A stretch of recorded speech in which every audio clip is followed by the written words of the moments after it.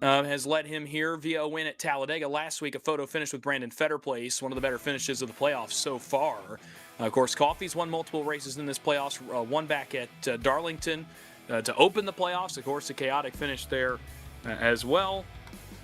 And, of course, now wins at Talladega also. So those two, and really the two you'd expect to be locked in. They'll race in Phoenix next week, no problem. But let's get into everyone else as we continue on through these playoff scenarios, looking into tonight's race. Coming into tonight, plus 30 was Brandon Bikey. He's had a good playoff so far, had to recover from a penalty back at Darlington, but has put himself in a good position. Sean Rogers comes into tonight fourth, plus 17. In a good spot for him, for BMP as well. Ran up front last week at Talladega quite a bit. Ran top 8 at Las Vegas a couple of weeks ago as well. Brandon Fetterplace, I thought, did enough to get within 10 points last week, finishing second. Obviously, the points don't reflect that. He'll start tonight 17 below the line. The boss man, Barry Sanders, 30 below the line. Corey Moore at 34. A pair of drivers that did not have weeks last week that they want to remember. And then Paul Gallimore had the wreck early in Talladega last week. Ran really well at Las Vegas, but unfortunately caught some adversity early at Talladega last Wednesday night and now finds himself 50 points below the cut line. Those bottom three, I think, are in a must-win. You could make a case if Barry Sanders is able to get all the way to the front and get a ton of stage points that maybe he could point his way in by some miracle, have some other guys have some problems. But you mentioned the low car count, Jeremy, 19 cars on the track tonight. Not a ton of opportunities for guys to get points on the finishing results. Some stage opportunities, though. Must-win scenarios, I'm not sure, if you've ever been one as a driver. I have. They're as stressful as they get, but on one hand, once you actually get to racing, your job's pretty easy. You don't have to crunch numbers. You just have to go try to win the race. How does the strategy change for those guys knowing they have to win? What are we going to see them do differently tonight?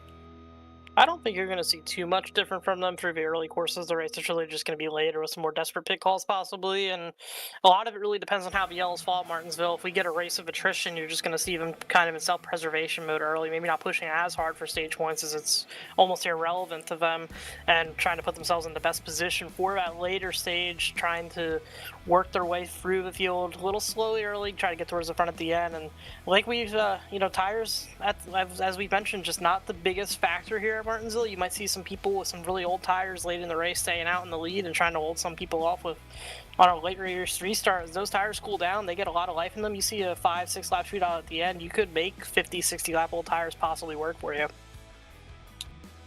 Yeah, and I definitely got to see that last night. Again, I got to watch a very similar race to what we're going to see tonight, last night in another playoff scenario. And the tires were, again, they had a little bit of fall off to them. That race last night under the lights. Today looks to be not quite in the nighttime yet, at least. So we'll see if that affects things with the track conditions being a little bit different. Saw some tempers last night as well, and that's kind of the last thing I want to tackle here before we head down for the grid. About 30 seconds until we head trackside to get your starting grid for this cutoff race. Really quick before we head down there, temper is going to be a big factor tonight, obviously for playoff drivers especially. How do you mentally manage that in the race car? What is the strategy for me personally? It's crucial to stay calm early if something doesn't go your way. As a driver that's in the playoffs, how do you manage that as we get ready to head down trackside?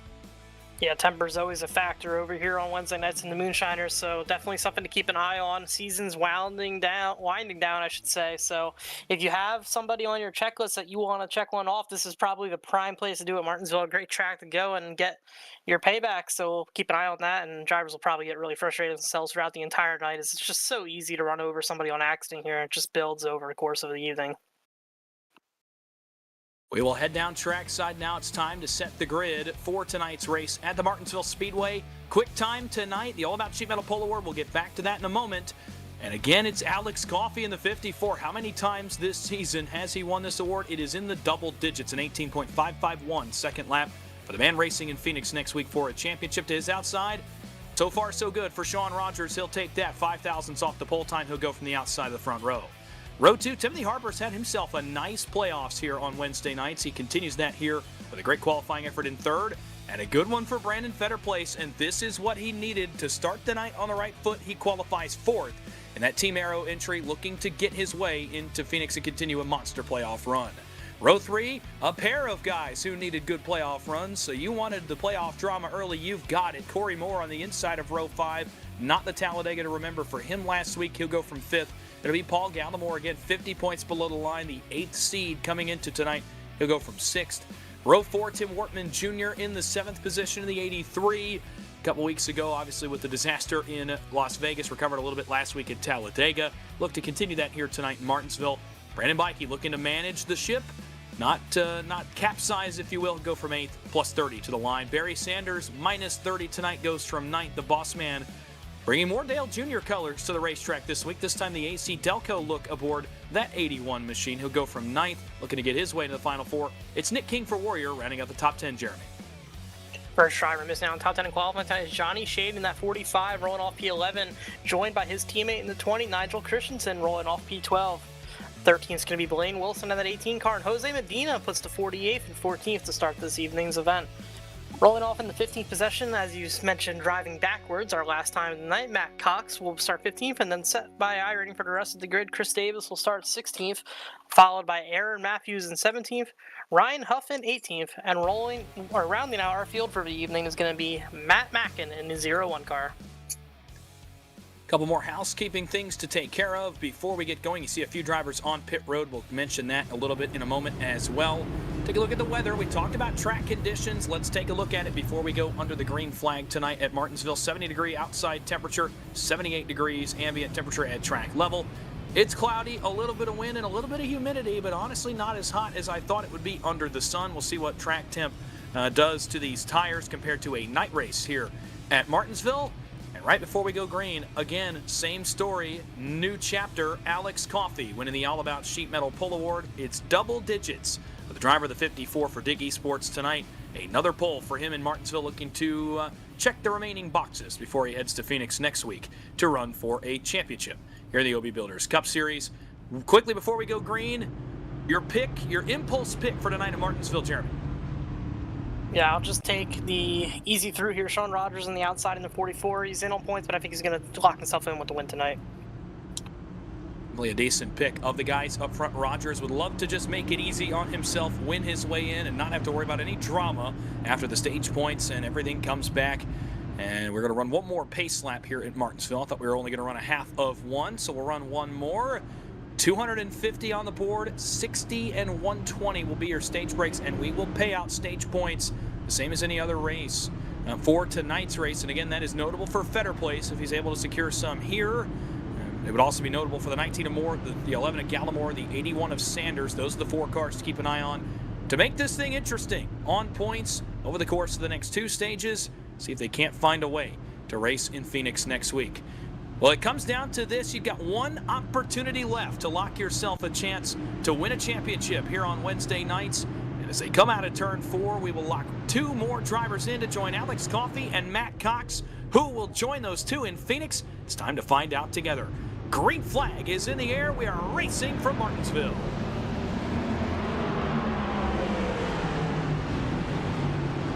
Oh, one's around already. That's the 42 of Timmy Harper, hard at the outside wall. That is not the start he was looking for here. That car is going to continue right here, but that's just not a fun way to start your evening when you have 250 laps here around Martinsville.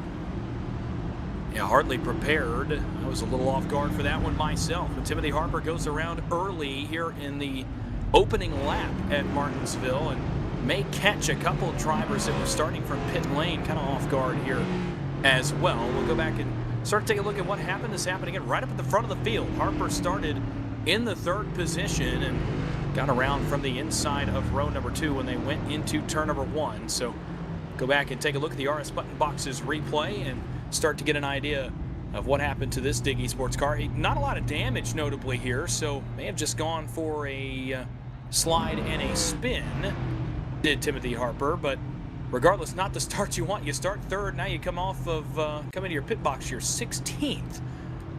Definitely not the way he wanted to start his evening. And as we get ready to go back and watch a replay, notably Bikey, Davis, Cox, Huff will join Harper on pit road. So a few guys of note there. Bikey, I think, is the one that is most notable being in a playoff position right now. Let's go back and take a look. This was the opening start. It was a great start at the bottom for all 3 of those Dig eSports cars, and Harper rolls off into turn 1, and boy, the rear tires come out from under him. What that tells me, a little bit early to the gas on exit of corner number 2 there for Timothy Harper.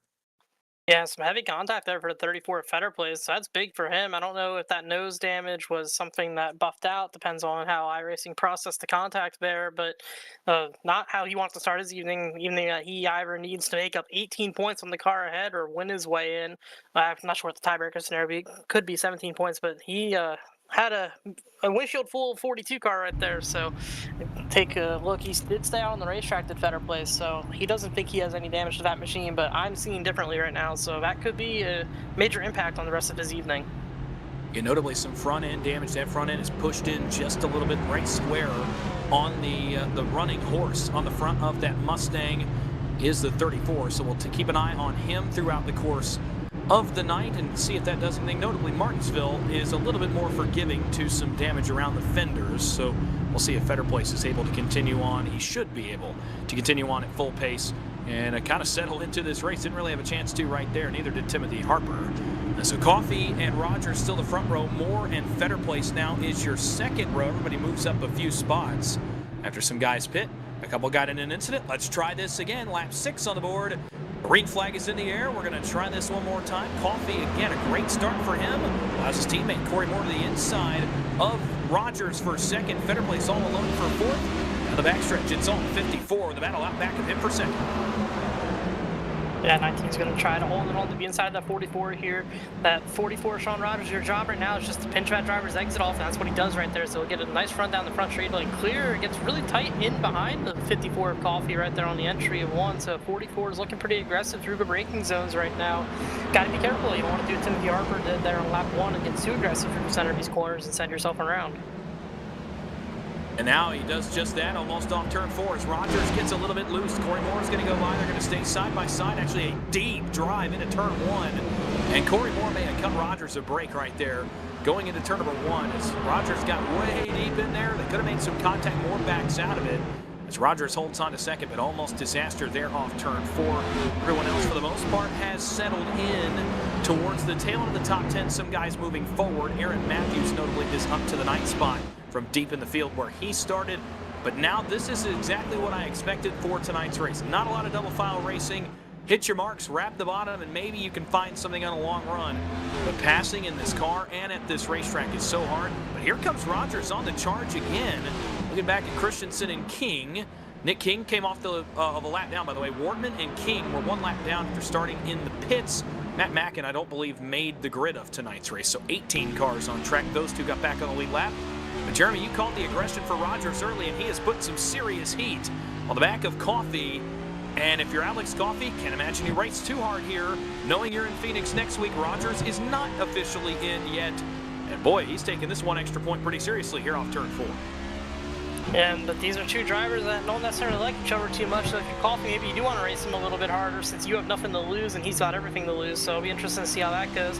See a little bit of difference in the lines right now. Coffee definitely not pushing his car quite as hard as Sean Rogers is through the corner and off the corner, but that's allowing that 44 to get close to him, and he's getting those runs on entry. It's just not enough to keep close down these straightaways, but a little bit closer this time down in the turn 1 for Sean Rogers. Brake rotor is already glowing. He is pushing that car really hard early.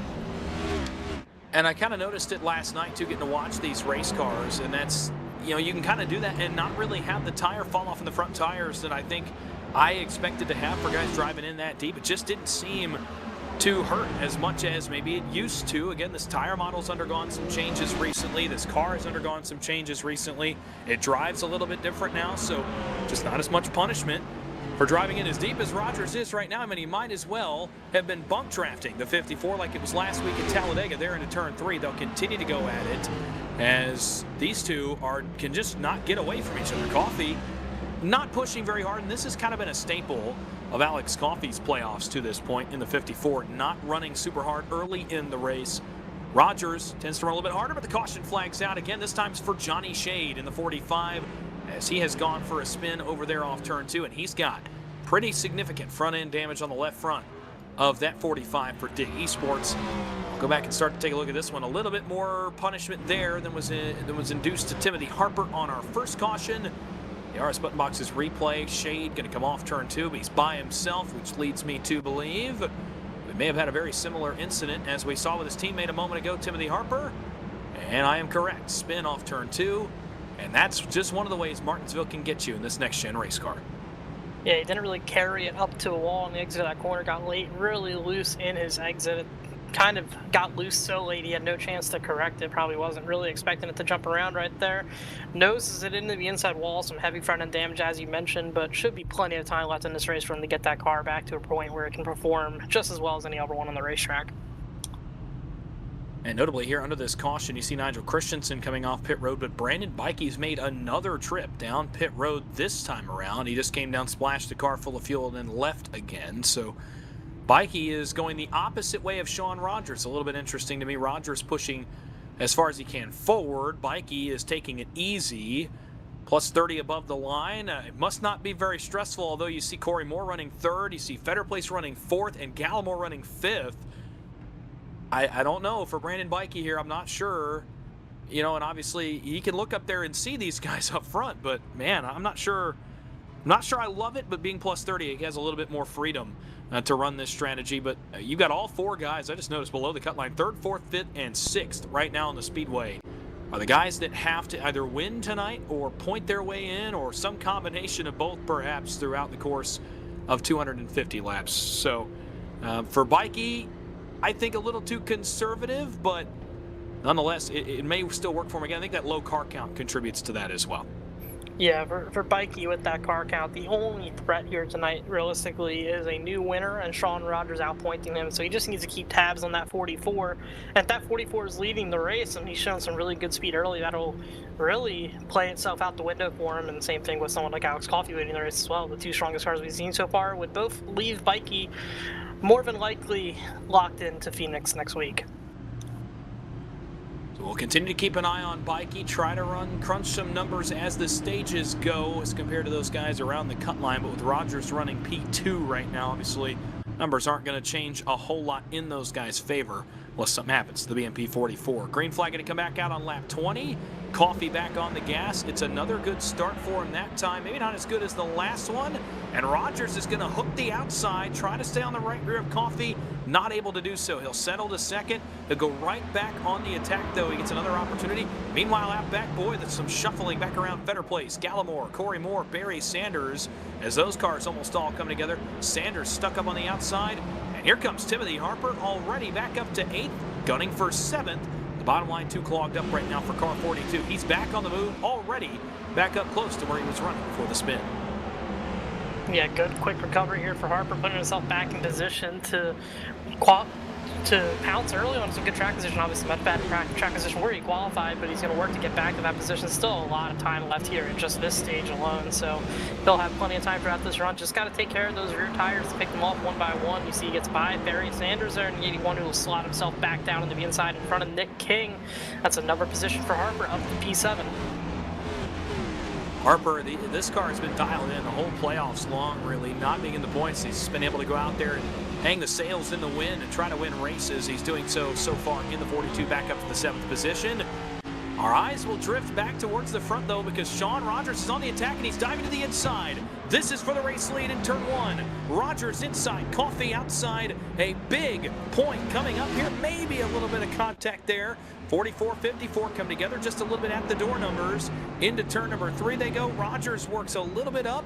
Man, they're keeping it cleaner than I thought they would here early stages. Rogers continues to work. Still too wide for these two. It's a big point, but it's also big track position for later if Rogers is able to hold the lead.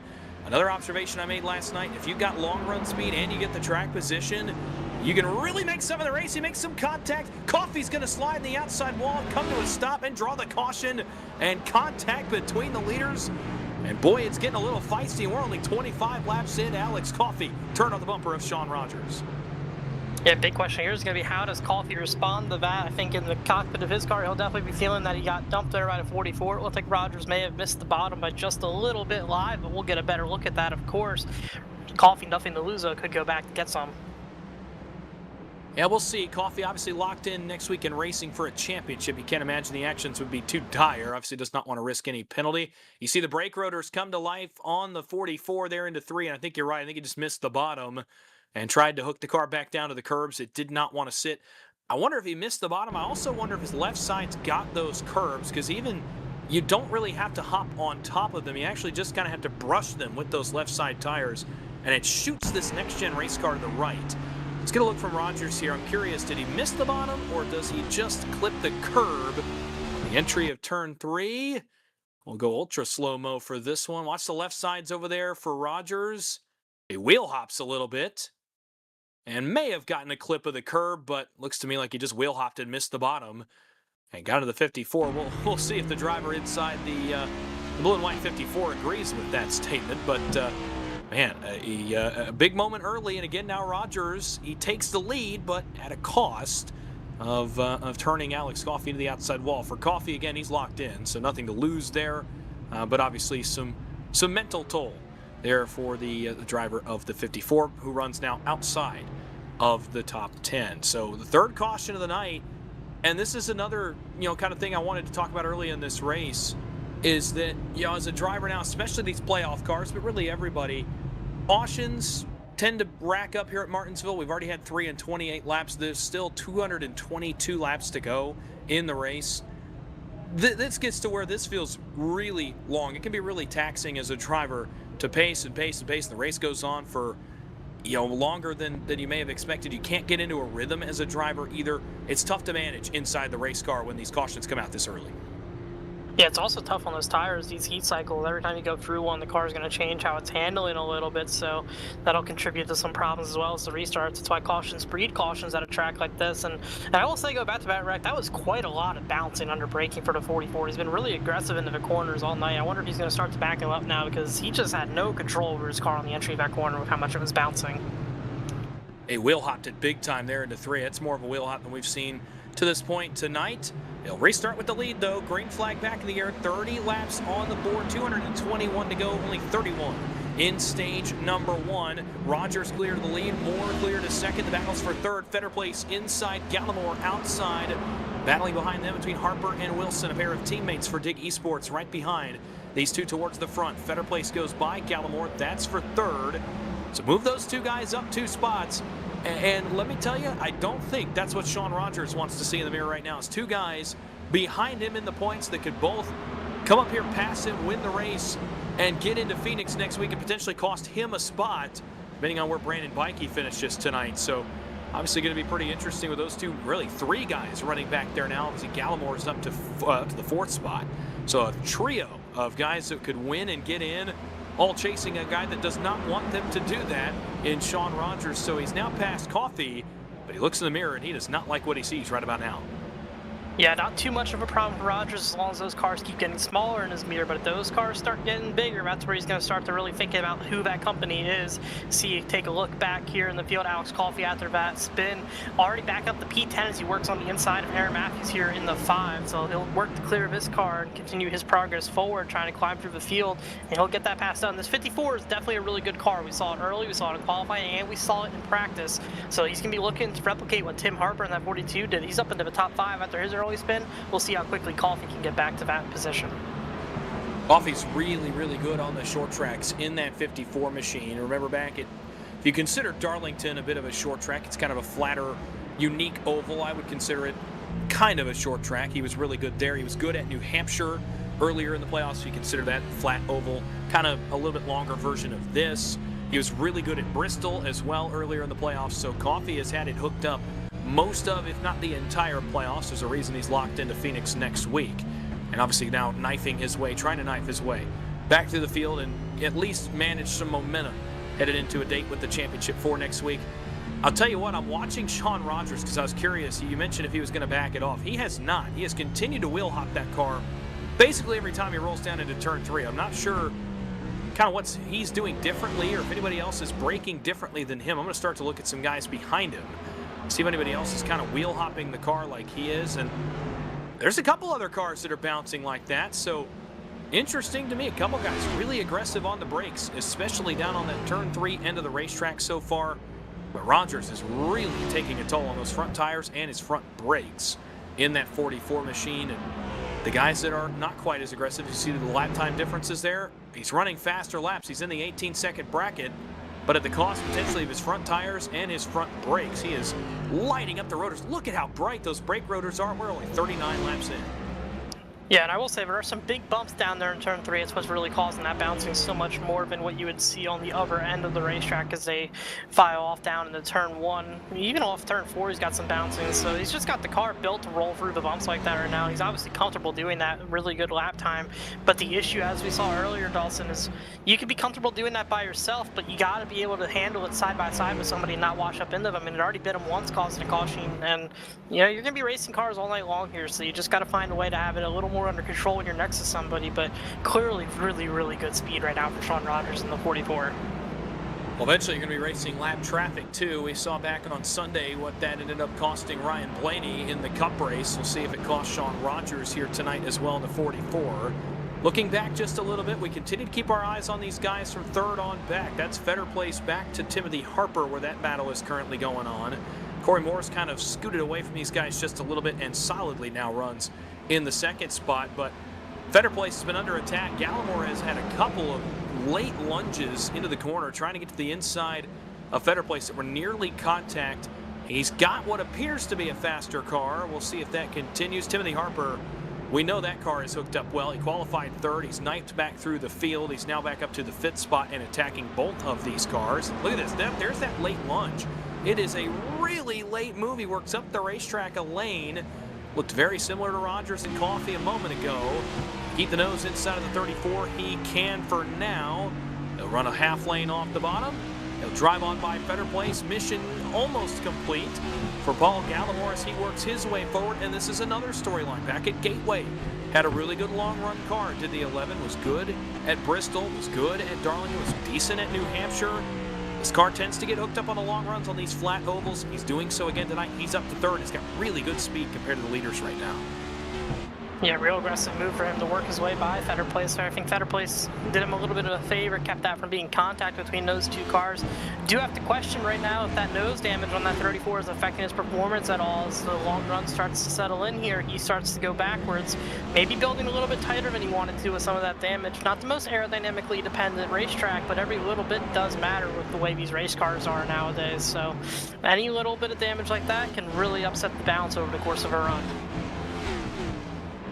Keep an eye on the nose damage for Brandon Fetter Place. He's back to fifth. Obviously, none of the guys right now are in a position to profit points over Sean Rogers, who leads the race. The gap to the cut line will get just a little bit bigger if it continues as it has right now.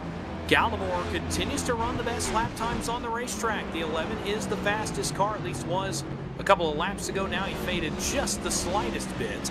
Timothy Harper also got by Fetter Place, and he is running comparable lap times now to the three guys in front of him. So Harper on the move, Gallimore on the move, trying to get to second and third, respectively. We're taking a look back, though. The boss man, Barry Sanders, is +1 on the night. Not quite where he wants to be in the 81, obviously 30 points below the cut line. He's in place to get a couple stage points, but obviously you're starting to theorize for the end of the race now. You're starting to plan for that third stage, the long one, and how you're going to kind of undercut or change your strategy and beat these guys and try to win your way in. I think that is quickly becoming the only solution here for Barry Sanders in the 81. Yeah, that's okay. I think you kind of are acceptant of that if you're Barry. It wasn't very realistic you were going to point it anyways, so now it's really clear what your objective is, and that almost makes it easier in a sense to go out there and accomplish that goal. So at this point, doesn't really need doesn't really need to worry about anything else.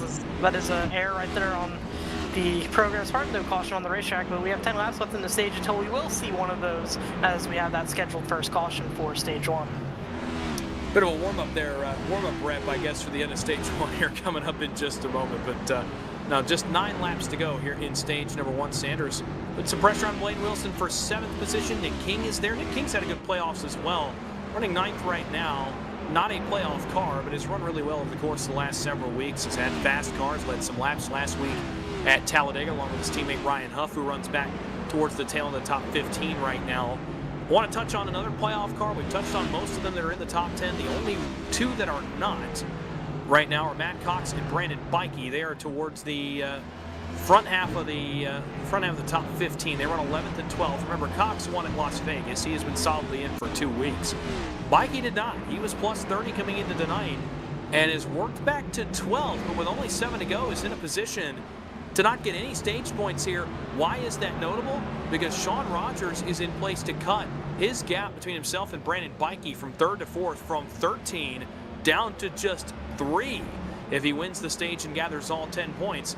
And again, you might be asking, why does that matter? They're both in. Well, Corey Moore, Paul Gallimore, Brandon Fetterplace all running inside the top 10. Now Barry Sanders has worked up to 8th. One of those guys wins. All of a sudden, Sean Rogers could leapfrog Brandon Bikey and put the 27 out. One of those other cars were to go up there and win the race. So it's notable for Bikey. He's really got to get at least 1 point here, and I just don't think he's going to have time to do so. Yeah, Bikey definitely needs to get going here. Aaron Maffey's in front of him in the 11. That won't be for a point, or in 11th, I should say. That won't be for a point. Matt Cox just took that final points paying position from that 5-car P10.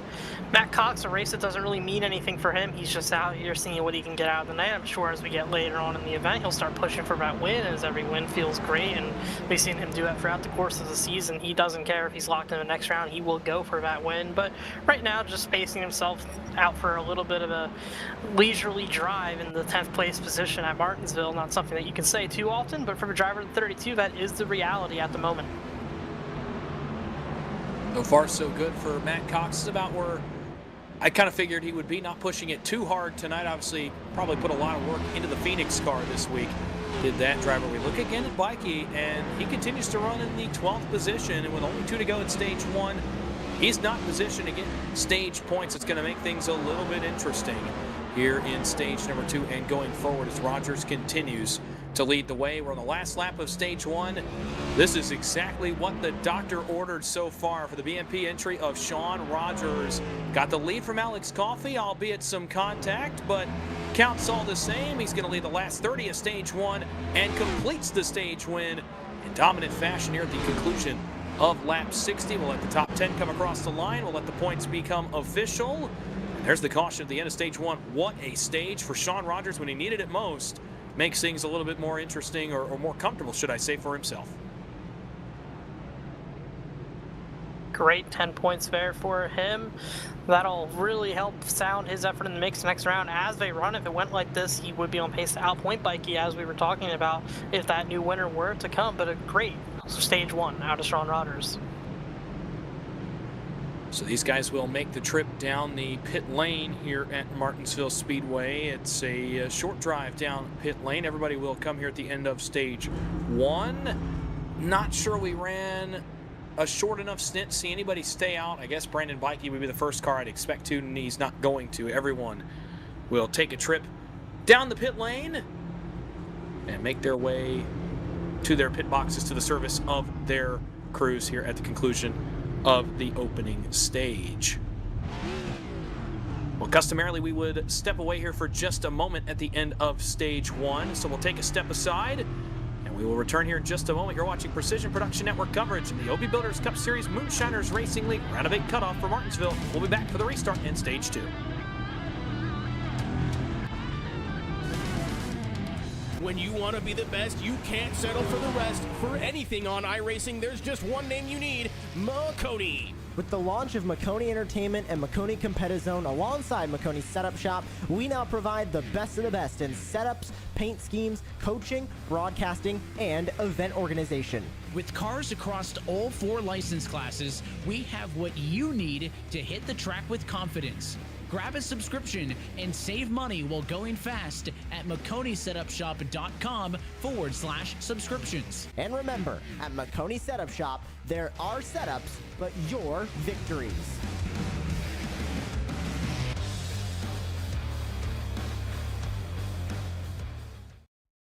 Racing isn't easy, but experiencing it is. iRacing puts you in the driver's seat with the industry's leading sim racing game. Drive on laser scan replicas of the greatest racing circuits from around the world. Go head-to-head against other drivers chosen by skill-based matchmaking to ensure competitive racing at every level. Compete across all your favorite series. In officially licensed cars, engineered to deliver the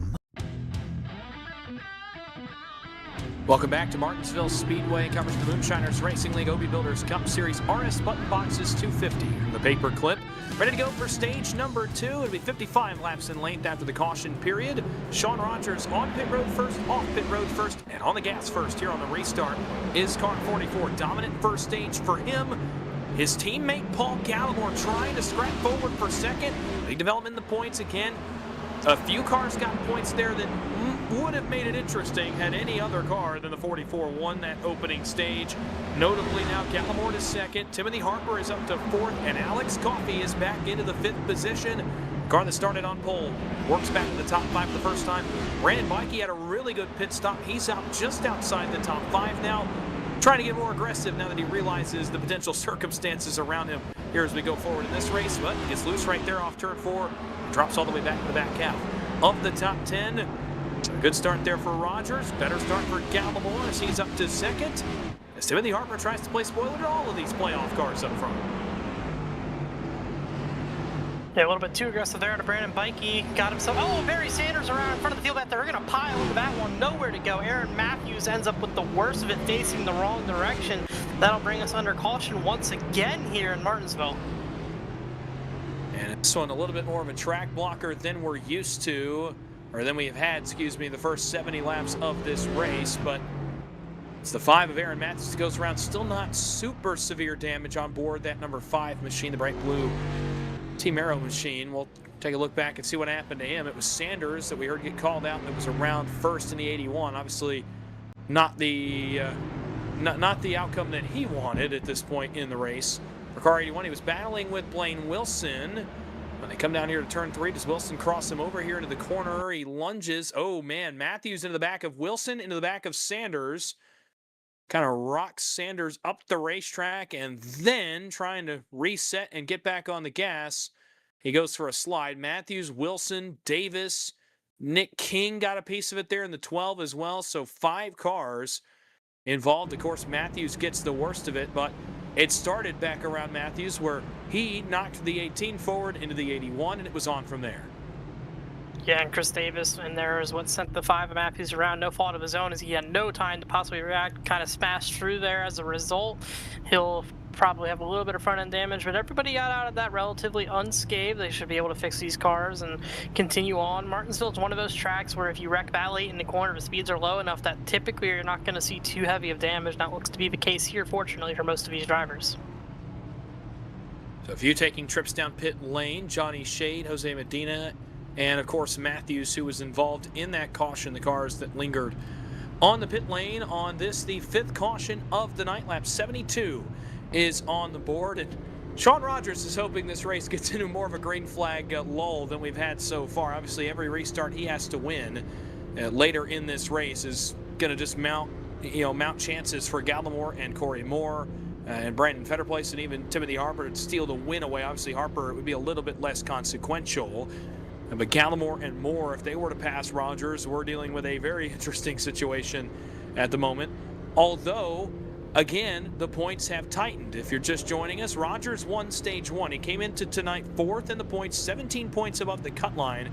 He's garnered that gap now to about 22 above the cut line or so.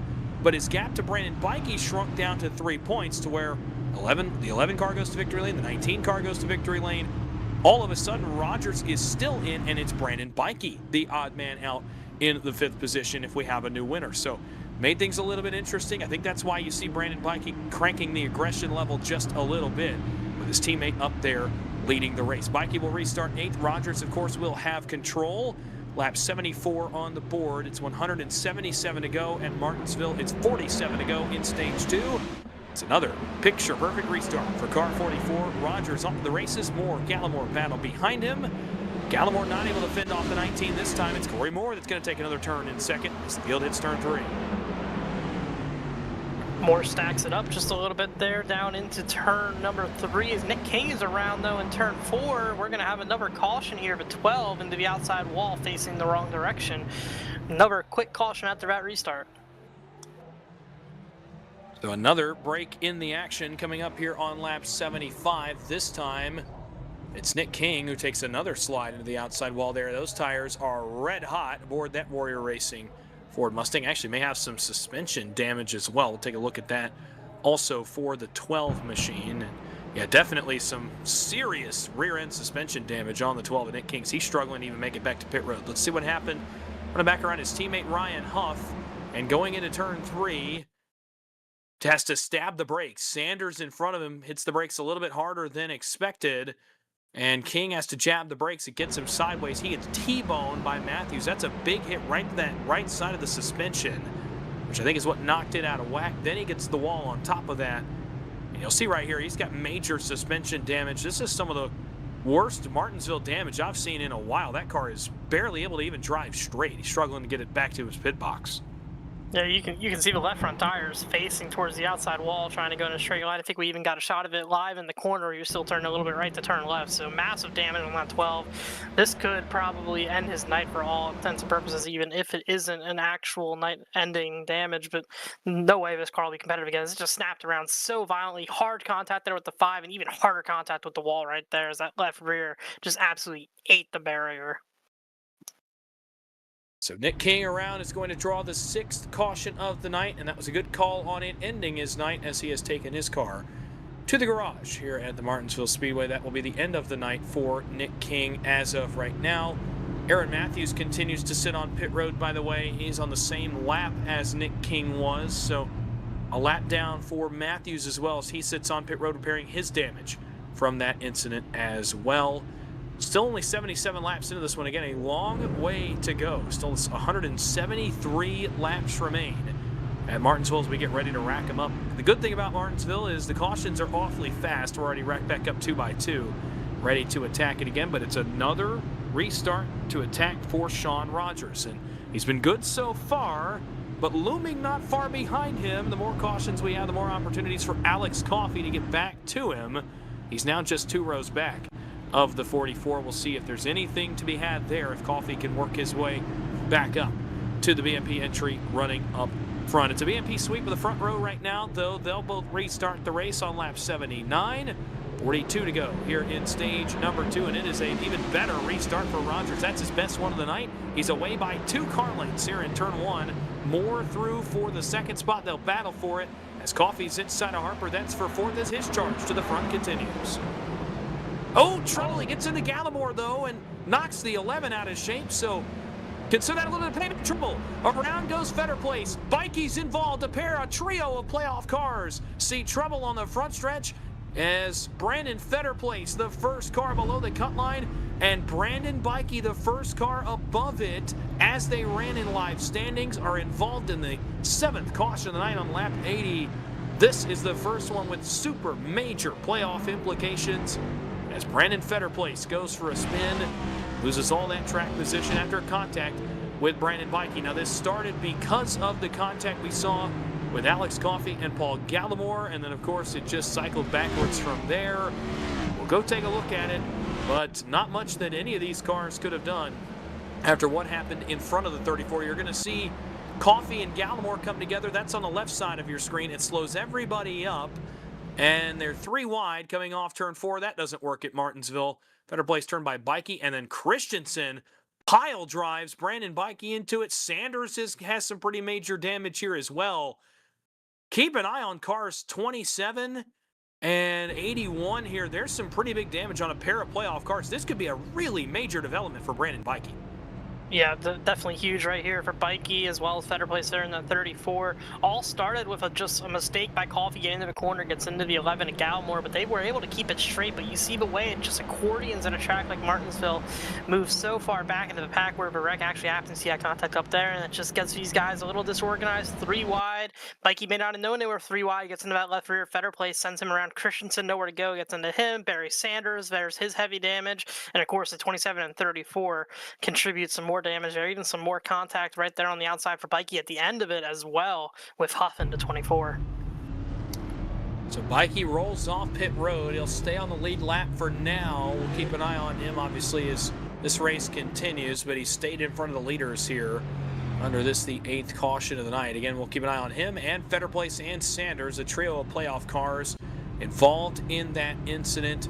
As again, we will re-rack one more time. This time, Rogers into Coffey earlier, Coffey into Gallimore. So the Dig eSports and BMP, we talked about them last week at Talladega. Those 2 teams couldn't lose each other. Well, they still can't, as Coffey and Gallimore and Coffey and Rogers have had moments in the early stages of this race. So see if anything comes of that. Notably here, Coffey's going to restart on the back bumper of Sean Rogers. Remember earlier, some contact between the 44 and the 54 did not appear to be intentional or malicious, but regardless, contact stays with you if you're a driver in the race car. So we'll see that there's a little bit of aggression given back from the 54, although I can imagine it will be too much. His teammate runs on the outside of the front row. 36 laps to go in stage 2. So get ready to go back green one more time. 166 to go, rather, in the race as we continue on through this one at Martinsville. Green flag back in the air. Rogers with another picture-perfect restart. Coffey got a good one behind him as well. And I'll tell you this, Jeremy, there's a decent chance going into 3.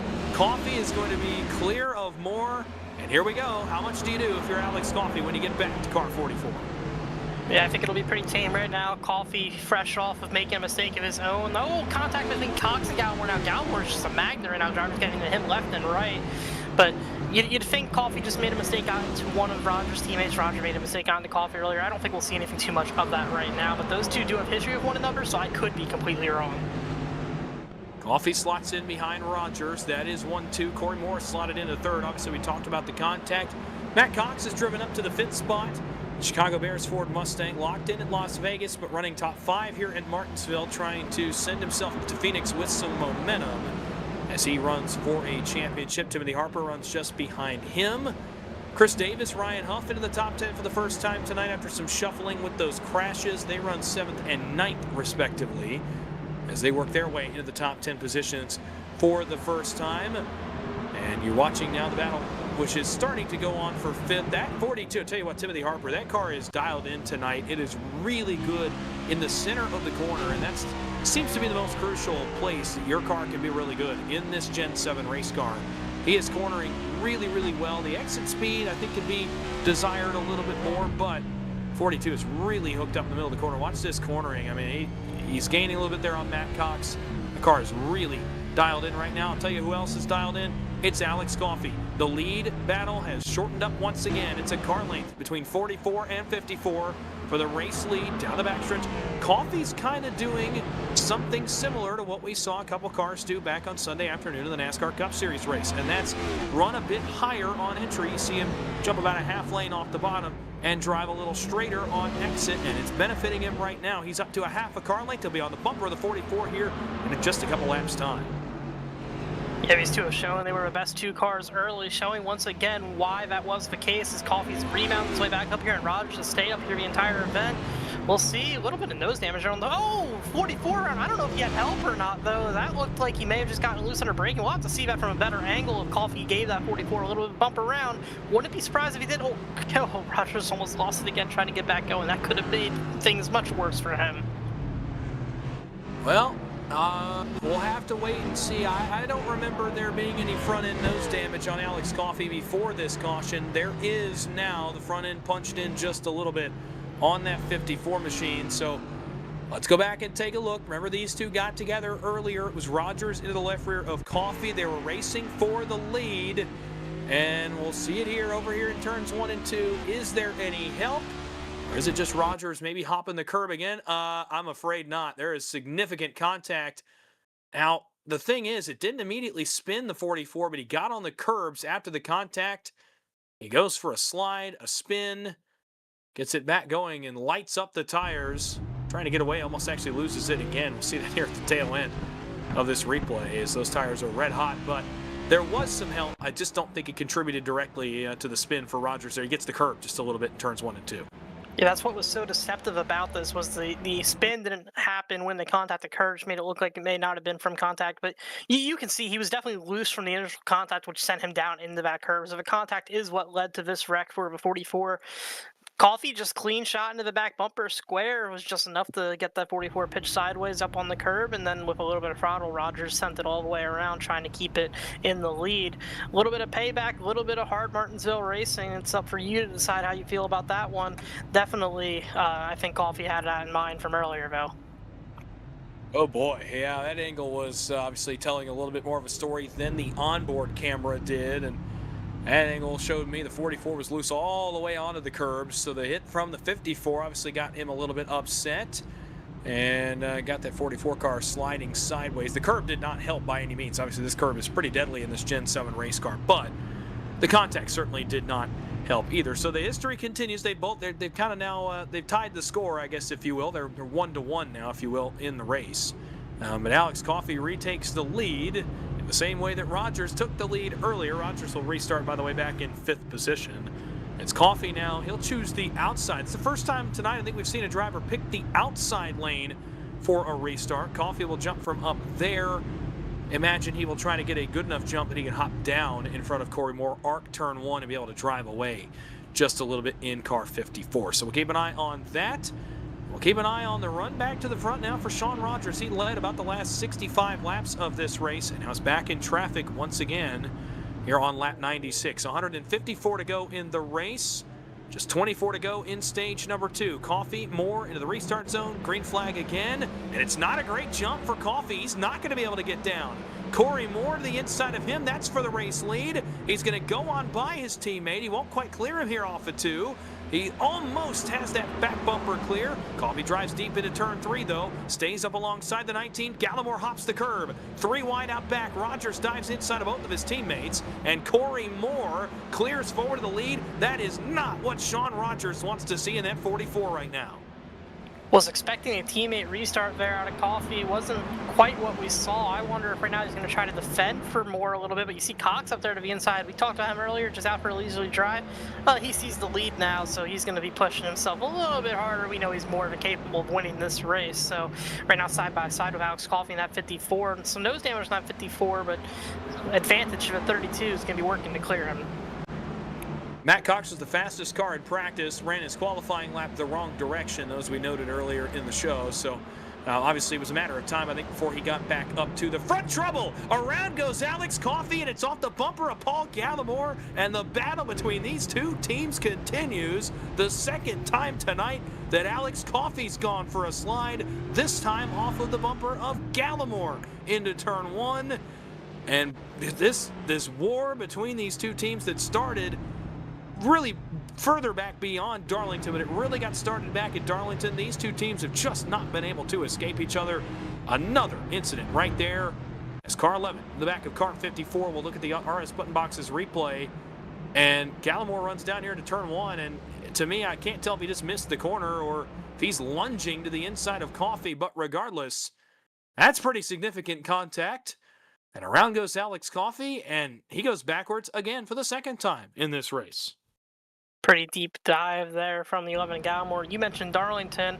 I think this B started another track beginning of a D, and that would be Daytona back in February. So we've really seen all season just back and forth between these two groups of drivers, and that's going to continue tonight, and it probably will continue a week from now in Phoenix when even more is on the line. But we'll get an all-board look here on the RS Button Boxes replay from Paul Gallimore, just really not that close to Coffey on the entry of his corner. Pretty optimistic dive, and just gets into that left rear quarter. Coffey wasn't really protecting the bottom all the way, but I don't know if he was expecting a car to get to that left rear. He's kind of running that higher arc as he had been the entire evening. It's a little interesting looking at the onboard camera there. I almost wonder if maybe Cox backed up just a little bit more than Coffey had expected, and perhaps maybe Coffey then had to back the corner off, and Gallimore expects both those guys to sail the corner a little bit more, and it could have been that. It could have also been a little bit of contact and a lunge from Gallimore. Maybe, I won't go as far as to say frustration, but obviously Martinsville can be a little bit close quarters like that. But regardless, Coffey's on pit road, and this is going to be the second time now he's got a knife all the way back through the field. He's all the way back in 14th position right now in the 54 machine. So he'll get a set of tires while he's at it. He just flat spotted those when he went around in turn 1. So he'll get another set. We'll re-rack again. Corey Moore, who had just driven away to the lead, will have to win a restart against the series best Matt Cox in the 32. So we'll restart with 16 to go. Notably now with Coffey out of the running order, it moves everybody up a spot. Gallimore to 3rd, Rogers to 4th.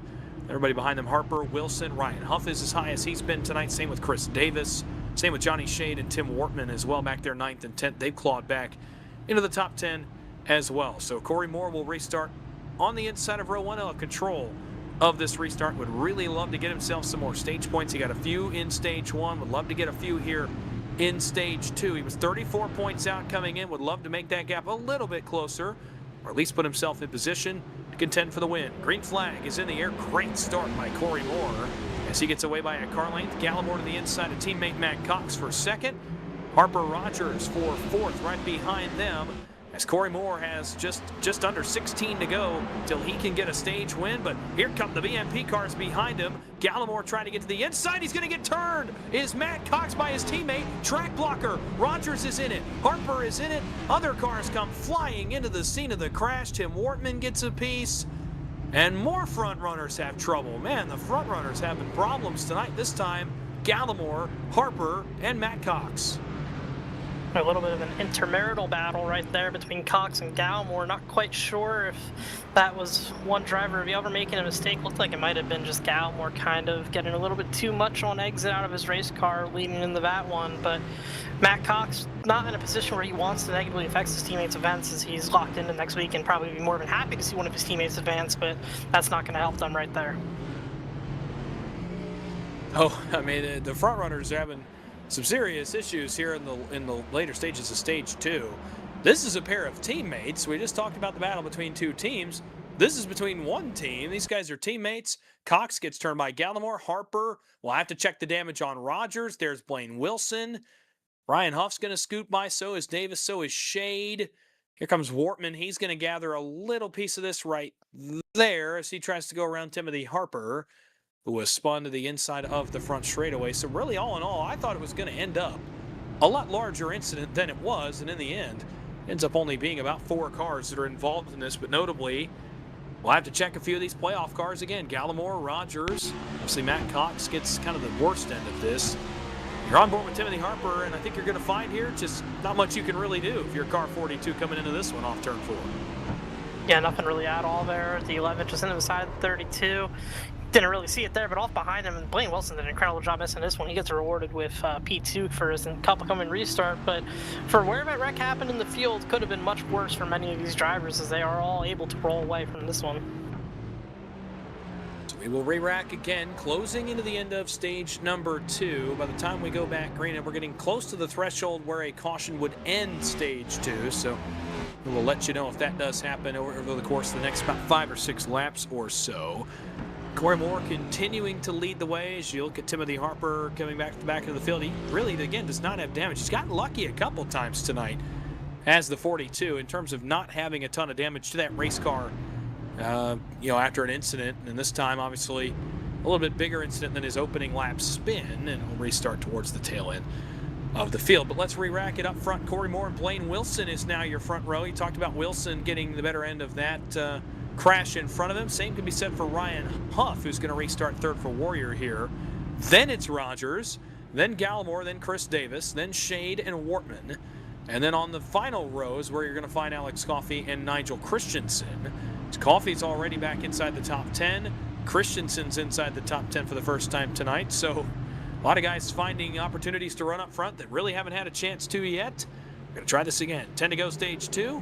140 to go in the race. Green flag, Moore off and running. A car length, almost 2 into turn 1, and more contact, and around goes Blaine Wilson. And Sean Rogers is in this one in a big way. Rogers spins. Davis is in it. We're going to stay green. Cars are all over the place on the exit of turn 2, as somehow the caution flag stays furled as everybody keeps it for the most part straight. Yeah, nobody went fully around there, and iRacing is not going to call a caution for that. That really shuffled up the field. You're right, Huff all the way up to the front of the field now after this turn of events. Paul Gallimore, P2 out of all of that, going to be chasing out Corey Moore. I mean, the way we've been talking about the playoffs all night long has completely shifted these last several laps of all these wrecks. Barry Sanders almost with a big moment there on the turn 4. He's still sliding all the way down the front straightaway. Tell you what, Martinsville's not being kind if you have a yellow banner on your race car tonight. So far, most of the playoff cars that are remaining in the round of 8 have had some kind of trouble. I think the only one that hasn't has been Corey Moore. And commentators jinx, and boy, Alex Coffey for the 3rd time tonight goes around. You can guess who on this one, Dawson. Somebody got back to him. Well, some more contact has brought the caution out. This will not, by the way, end stage 2 I don't think. I think we're going to go for a quick jolt to the end of the stage, but we'll wait for some confirmation on that. Let's go back and take a look. You see the familiar red, white, and black Chevrolet behind Alex Coffey. And we go 2-1 here on the scorecards. Oh my. Wow. I don't think there's anything to debate on the intentions of that one. Not much love lost, shall we say, between these two drivers. And oh, by the way, I think it's notable that we mentioned there's still 135 laps to go, that these two are inevitably going to find each other again. You're on board with Sean Rogers. I think the first angle told the tale, and obviously we've seen the back and forth between these two. And Sean Rogers finds pay dirt there, I guess, if you will, on Alex Coffey. Around goes the 54. Again, I think the saving grace for Coffey in this whole mess that he's been in tonight, this is the third one that he's been a part of.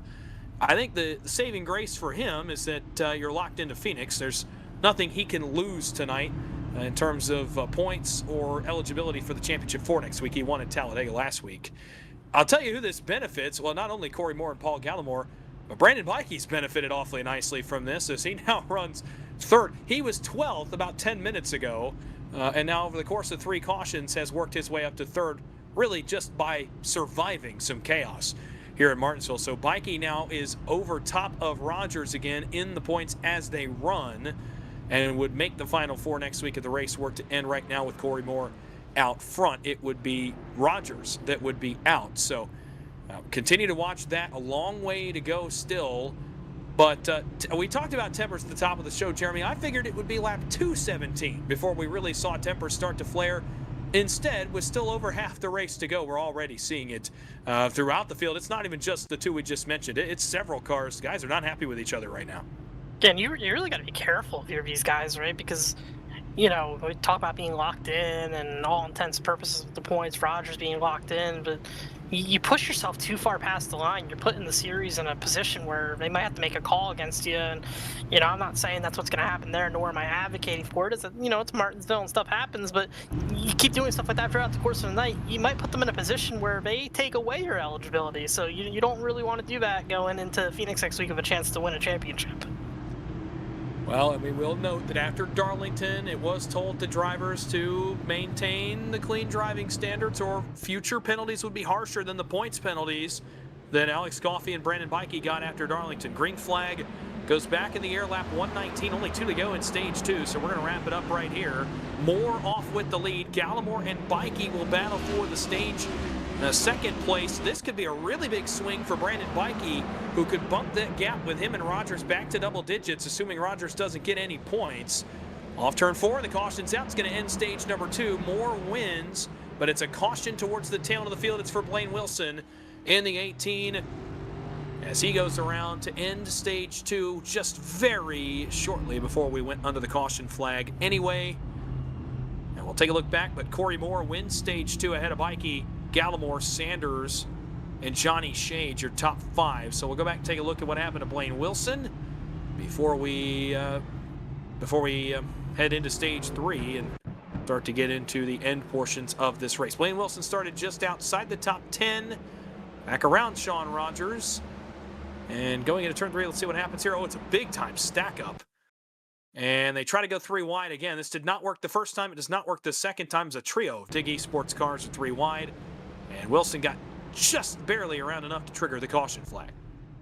Unfortunate for Wilson. He was having a little bit of better luck up front after that previous wreck, and things just kind of unraveled a little bit and gone wrong for him. He's still going to have plenty of time to recover in this race, but that will, as you mentioned, end that stage, and we'll be under yellow here since we'll get ready to set the grid for a final stage of the evening. I'll run to the checkered and see who can punch their ticket to Phoenix.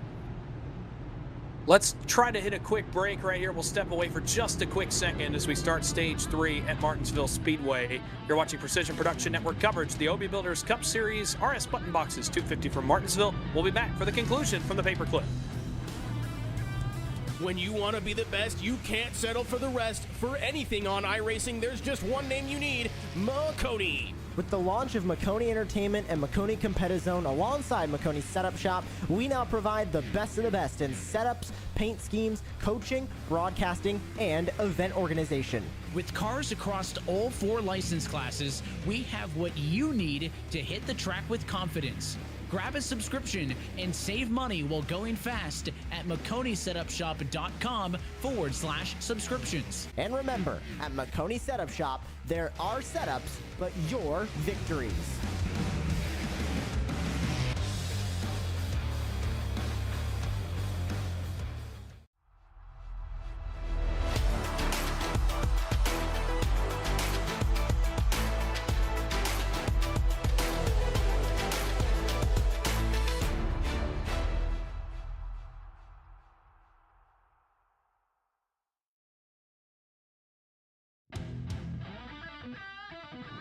Welcome back to Martinsville. Stage 3 is up on the scoring pylon. 127 to go in this one from Martinsville.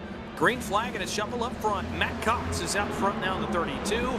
A multi-time winner in this playoffs, looking to capture another win in the postseason. Headed to Phoenix where he can race for a championship. Jose Medina started on the outside of row 1, but his car is going backwards in a hurry. He caught some damage earlier.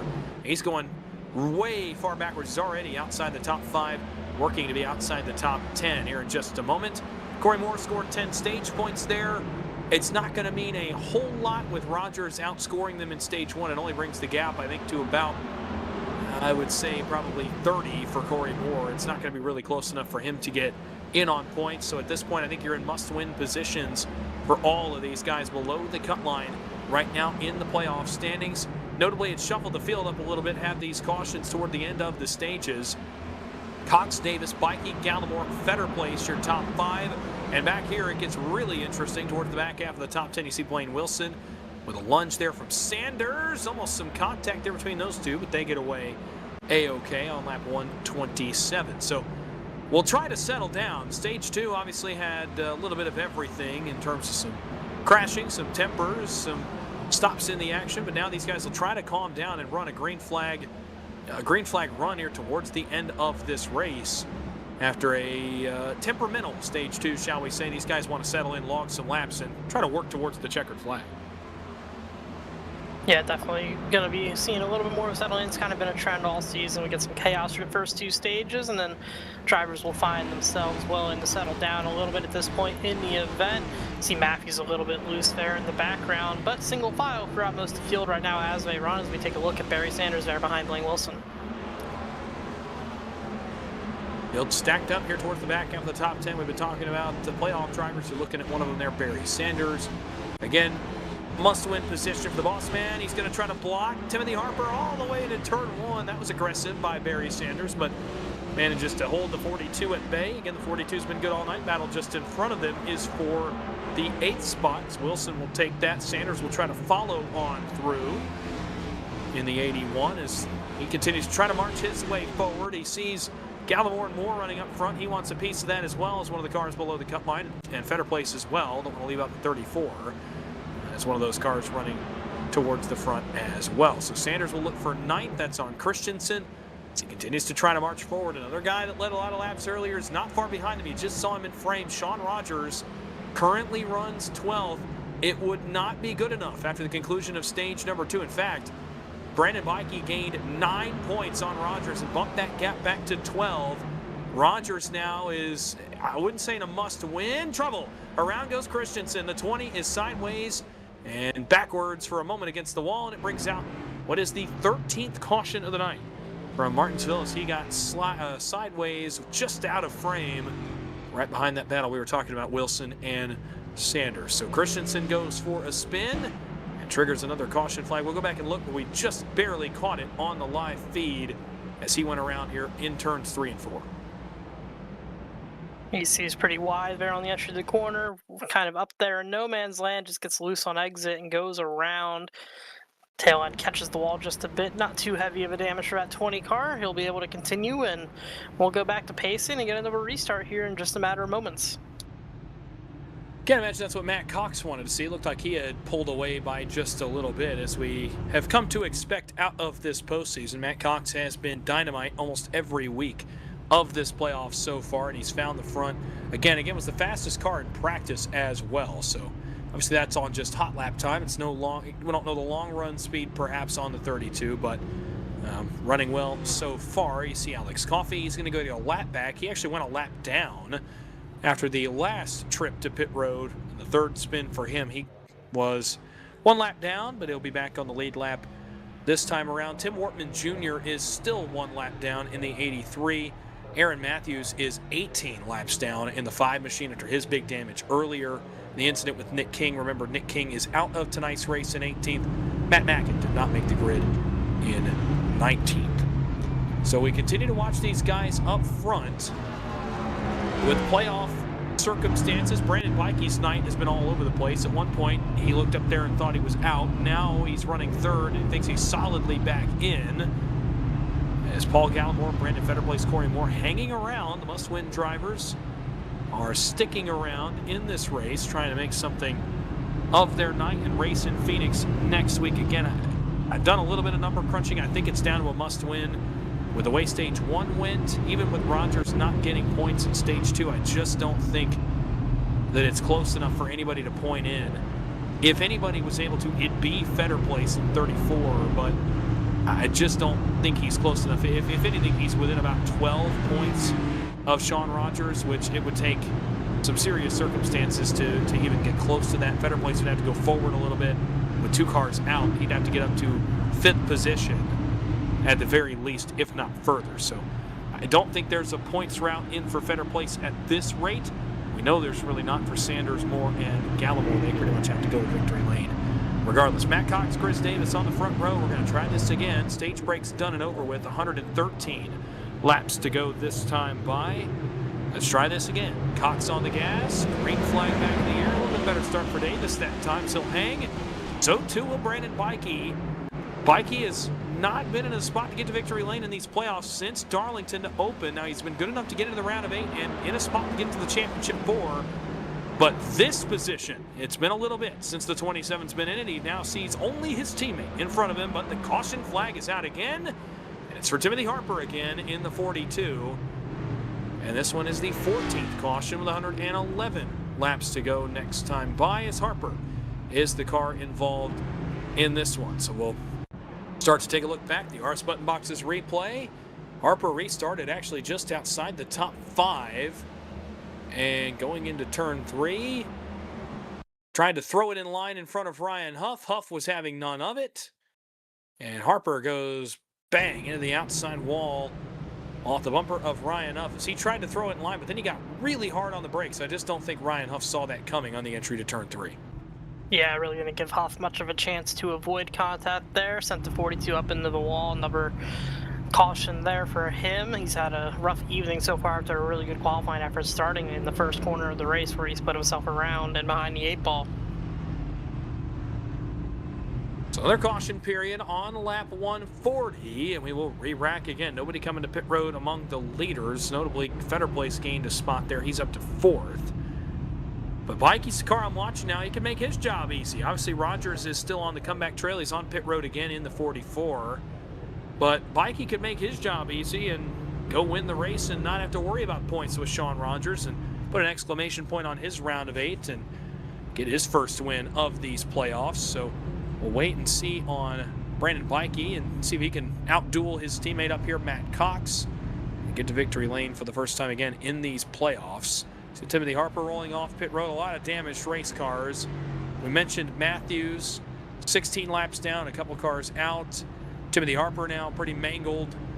Tim Wortman was a lap down a moment ago. Sean Rogers, Alex Coffey, Jose Medina, Barry Sanders. They've all been involved in things tonight. Blaine Wilson, Paul Gallimore. Fetterplace has the nose damage that, well, actually, he's gotten it fixed since then, but he had nose damage on lap 1. Chris Davis has been involved in something. Bikey's been involved in something. Basically, all but about 2 cars on the racetrack have been involved in some incident tonight, and there's still 108 laps to go in the race when we go back green. So attrition is starting to try to take hold here tonight at Martinsville, and we'll see if it continues on this restart as well. Matt Cox continues to lead. He's got a familiar face to his outside, Brandon Bikey. 108 laps to go from the paperclip. Cox is just trying to get this one over with, I think, at this point. He knows he's racing next week and would like to go ahead and move on and start prepping. But still a job to be done for that BMP Ford Mustang. Green flag going to go back in the air. 108 laps to go. Cox is on the gas early. Away he goes to turn 1. He leads by a car length. It's Davis to the inside of Bikey for second. Battle for fourth behind them. Vetter place on the outside. Gallimore on the inside. Bikey, it may not be as easy as the job as I thought. He's going to try to throw it on the bottom right here. Job complete. Move Brandon Bikey to P2. Good job there by Bikey on this restart. We talked about earlier, he had some struggles. Things have kind of fallen his way now, looking in a much better position for him to advance the next week. Probably not sweating as much as he was earlier. Still a lot of time, though, things to be determined. You see Gallimore fighting on the inside of Fetter Plays. These drivers both really need the win just as well as the 19 behind them and Corey Moore. They'll be trying to pull their way forward right now, working their way through the top 5.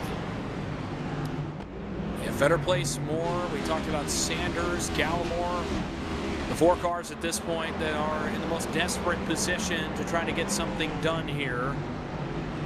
As we look back at Nigel Christensen, boy, Ryan Huff way out of line, is going to get the wall and lose a bunch of spots there in the 24. He goes all the way back towards the tail end of the field. Does that purple 24 machine.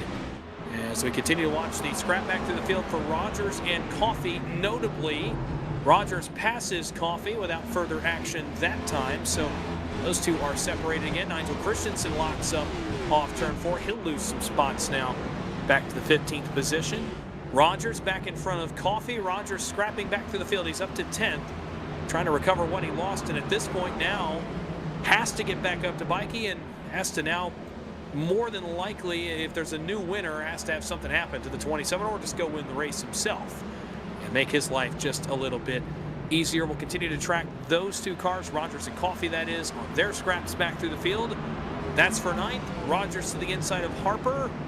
And I take it at this point, the 44 for BMP is on a bit of a warpath. He's really working those front brakes. Again, you see him locking up the tires every now and then on entry. Yeah, still pushing really hard there for Sean Rogers. You see just not too far behind him, Coffey as well, trying to work his way through the heels. They both have had issues at the hands of each other, which have put themselves back in this pack as they're coming just a little bit short of 100 to go right now in this race. Still plenty of time to recover and get back to the front to contend for a win for these 2 drivers. So Rogers up tonight. We'll keep an eye on him. Continuing to watch the 3 guys here in must-win positions. At this point in the race, Fetter Place running behind Gallimore, Moore running behind both of those cars.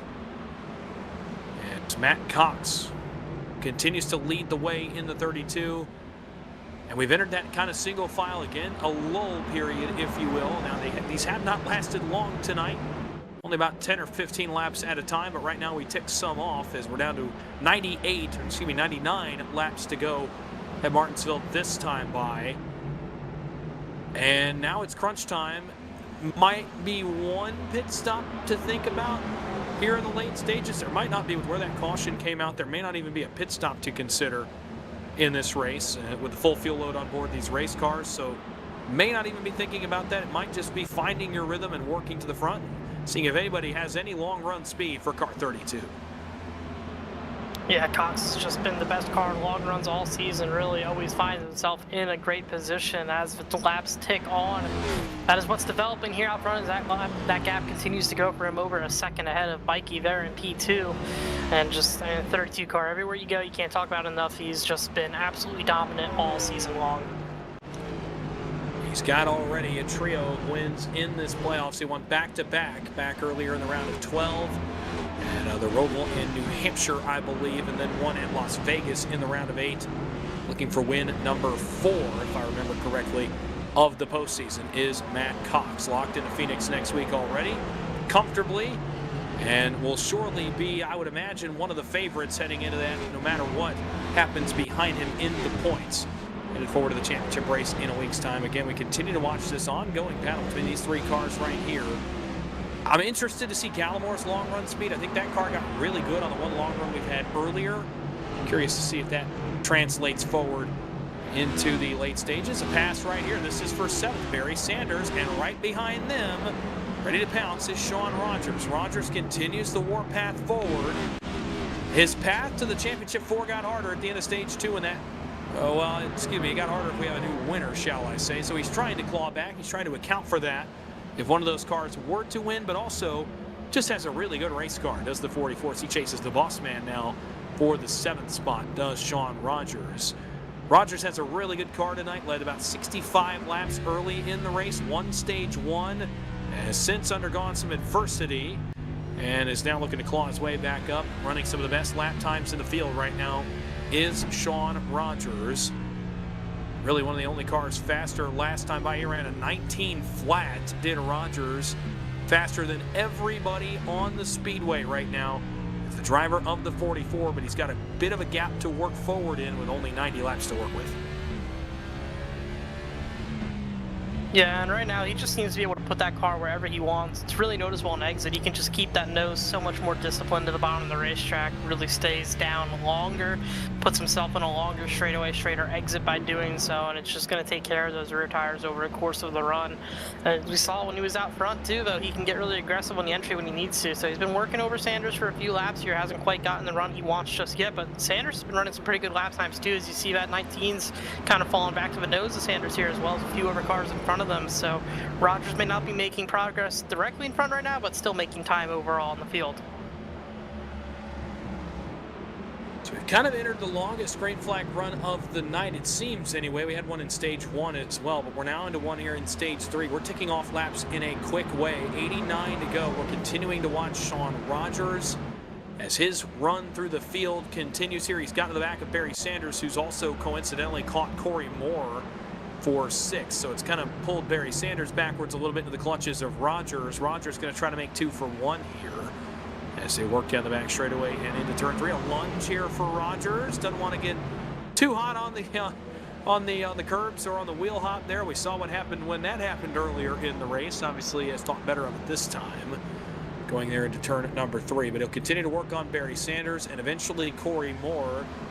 If it stays like it is right now, Rogers and Bikey are the last 2 in. They'll race with Cox and Coffee next week at Phoenix. Obviously a long way to go at Martinsville. Again, you are on pins and needles waiting for another caution to come out here. I think if you're one of these lead cars, it's a matter of time or somebody slips up, makes a mistake, and the caution flag comes out. We'll see a long way to go. 85 laps at Martinsville. With the rhythm you have to be in here, it's a lot to ask out of these race cars. Boy, Barry Sanders has gotten aggressive here on the back of Corey Moore. Battle for 6th has intensified. I think a little too late for Sanders. I don't think he's got enough time if this thing stays green to get all the way up front. But certainly can't say he's not making an effort of it as he there's a little bit of a block there on Rogers. Tries to lunge on Moore as they work off turn 4. 84 laps to go at the line. And Sanders has been looking really good here for the past handful of laps. Seems to be in a nice little rhythm, but the pressure out behind might get pretty strong here from the 44 before he's been able to complete this pass on Moore. You see Moore starts to maybe gap Sanders a little bit here. Maybe Barry worked that car a little bit too hard trying to make that pass happen. You see somebody else is coming to the picture here. We saw at the back shot there. 54 of Alex Coffey, he's pulled up to the back bumper of the 44 now, so we really have 4 cars in picture for this fight for P6 right now, as that top 5 is scooted away a little bit from Corey Moore. And Brandon Fetterplace occupies that 5th spot. He's driving away just a little bit from Corey Moore. Really the whole top 5 starting to drive away from the cars behind them. Now, you see these 2 cars in your picture. We talked about the earlier incidents. If you're just joining us, Sean Rogers and Alex Coffey have gone back and forth all night since about lap 60. These 2 have been at each other's throats at times tonight. They're now nose to tail again, but you know, we stressed it earlier. You emphasized it earlier, Jeremy. You got to be careful if you're either of these cars here. You cannot afford a penalty headed forward into next week to race for a championship. Coffey's locked in. You have to be careful here if you're car number 54. I know there's probably frustration. I know you want to get by him. But you got to be careful, and then if you're Rogers, it's the same thing. If this race ends, you're going to be racing next week too. You just got to be careful if you're one of these guys, not do anything too reckless or negligent, shall we say, late in this race. They're playing nice so far amongst those 2. Coffey's yet to make a lunge to the inside of Rogers as Rogers tries to get past both those cars. They're actually now reeling in that 5th place car, Fetter Place, just a little bit again. So maybe some spots to be had for these 3, make it 4 cars in your picture with just 79 laps to go. Moore catching Fetter Place. He's bringing a train with him, and something will have to give when these guys get there. Yeah, we've kind of seen the pace fading in and out a little bit in waves here for drivers so far this run.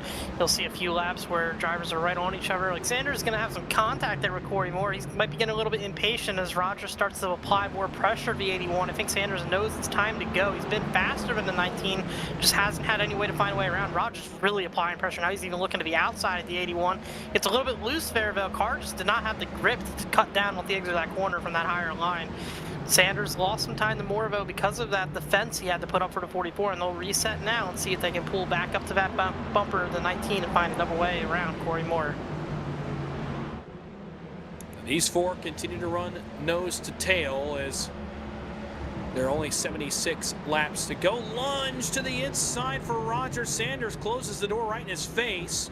That's going to bring Coffee to the back of Sean Rogers here down the back straightaway. As Rogers thought Sanders may give him a little bit of a line there, a bit of an opening, and Sanders slammed that door right shut and keeps him behind him. Notably, the leader, Matt Cox, for the first time tonight's in lap traffic. As these four continue to battle each other, Cox goes by Nigel Christensen to put him one lap down. The first lap car cost Matt Cox a couple of tenths on the timing chart to Brandon Bikey. Cost him 3 tenths, actually. Bikey cuts the gap to 1.4, almost down to 1.3 as they work off turn 2. Bikey's actually starting to run a little bit faster lap times than Matt Cox up front, so we continue to watch these battles. Back here, Bikey starting to run a better pace than Matt Cox and may have something to say about his BMP teammate before this one is all said and done, as he tries to bring Davis, Gallimore, and others to the party with him. As we still watch this battle back here, has been raging on. Really the closest thing we have on track right now. Sanders' patience has to be waning thin at this point. He spent so much time behind Corey Moore, and the win is needed for the 81. He can't sit here all night long. He eventually has to find a way around. He's been reluctant to get physical, really, with the 19 so far. We saw a little bit of light contact incidentally between the two, but Barry not willing yet to put the bumper to him. But you see behind them, Coffee now gets to the inside of Rogers because of this. Just been stacked up. Rogers also had nowhere to go on Sanders. We'll see if Coffee can complete this past Rogers, though. Really good on that outside. Looks like he's going to hold him off for now. Just nowhere to go around Corey Moore right now for any of these drivers. 44's been so good. Really the only car I think that can put it up on the outside and be that good. He's done so all night. Here's the lunge to the inside as he finally gets the line on Sanders. Sanders runs it down and gets turned. Rogers in the left rear of Sanders. He saves it. Does the 81. It costs the 54 of Coffee some time. Great save by Sanders. He did the same thing he did a moment ago and shut that door. But Rogers already had too much of the front end of the car inside that gap and got the Sanders car out of shape. Meanwhile, pass for third. I wondered about the long run speed of Paul Gallimore. He goes by Chris Davis for the third spot. He's got a while to go to get up to Matt Cox, and in fact, Cox has scooted away again from Bikey just a little as well. So, got to really dial in here if you're Paul Gallimore to try to get into a position where he can win. But the long run speed does appear to be there aboard the 11 machine. Now Davis will be under fire from Fetter Place as well for the fourth position. A pair of must-win drivers. Again, Fetter Place I think could get in, but with the guys around him running currently 7th and obviously 2nd with Brandon Bikey, you're in a must-win position. I think that's just assumed for car 34. They're going to need a caution most likely with the pace Matt Cox is running. They're going to need a yellow, but working themselves into position if one does come out. Yeah, definitely working on that. See Davis starting to go backwards a little bit after that pass from Gallimore. A quick gap was able to form right there. Fetter Place, one of our drivers on the outside. He needs to win as well as Paul Gallimore. He'll look for a way around Chris Davis here. Gallimore, you mentioned he's had good long run speed on the flat tracks all season, so this is not quite out of the realm of possibility yet for him. I think Cox is just so far out there and so fast that it's going to be really tough to do. But Gallimore looking good right now, and you get a caution at the right time and a good restart. That 11 could be a player to lock himself into next week at Phoenix with a win when you're late. Obviously, Matt Cox hoping that does not happen as these guys work around the lap car of Nigel Christensen. He went one lap down a moment ago. Jose Medina next up, by the way, for Cox to work past. Behind them, they meet again. Rogers and Coffee. This time, excuse me, that was actually Wilson and Coffee, I believe. So I have my black and white and red cars mixed up. But regardless, those two meet again. And actually, it's Rogers and Moore. The blue and white car was Moore, not Alex Coffee. So Rogers working his way back forward, P7. It's going to end up being a nice recovery as, boy, he almost got in the back of Corey Moore. So almost another moment between Rogers and a car for Dig Esports. This time it's the 19 of Moore. Again, that one appears to just be, missed his braking point just a little bit. No harm, no foul. Nobody gets around. He's clearly the faster of the two cars, I think, and really working that outside. Man, that 44 is good. When he jumps up on the outside like that, kind of drives the car off the corner like you see right there, that car is really, really good. I don't think he's got time to get back to the lead without a caution. certainly will be a nice recovery, and as long as the results stay as they are right now, Rogers has done plenty to get himself a spot in Phoenix next week. Yeah, Rogers looking good all night long. Definitely not probably running where he wants to right now, as he looked like he had a car that could have pretty easily contended to win this race, but things did not fall that way for him. You really cannot say enough about Corey Moore this run, though. He's had drivers on his back bumper the entire run. I can tell you, it is so hard when you're being hounded like this to stay disciplined at Martinsville and hit your marks and not slip up out of line. He hasn't done it once. And he's had him beaten on his back bumper, and he just has not made a single mistake, and it's made him very, very difficult to pass. It's been a great playoffs for Corey Moore, obviously making it to this round of 8. I think he and Brandon Fetterplace were the 2 cars that were a little bit more surprises out of the 16-car playoff field to make it this deep into the postseason, and looked like he was on his way to maybe having a berth in the Championship 4. Had a really good day at the Charlotte Roval, won a stage there, got a ton of stage points, and looked like he was going to be a shoe-in to head to Phoenix, but last week gets in a crash at Talladega, and it drastically changes his fortunes. As we came here to Martinsville tonight, Rogers going to lunge to the inside. This is for 6th. No harm, no foul. They'll stay about a car width apart. And Rogers is going to run side by side here down the backstretch. Looks like the 44 is finally going to make that pass as he runs on past the 19. But again, great season for Corey Moore. We talked about it, at length a couple of weeks ago, and at the Charlotte Roval as well. Had a really good season, but unfortunately, tonight not trending the right way for him as he drops to 7th in that must-win spot.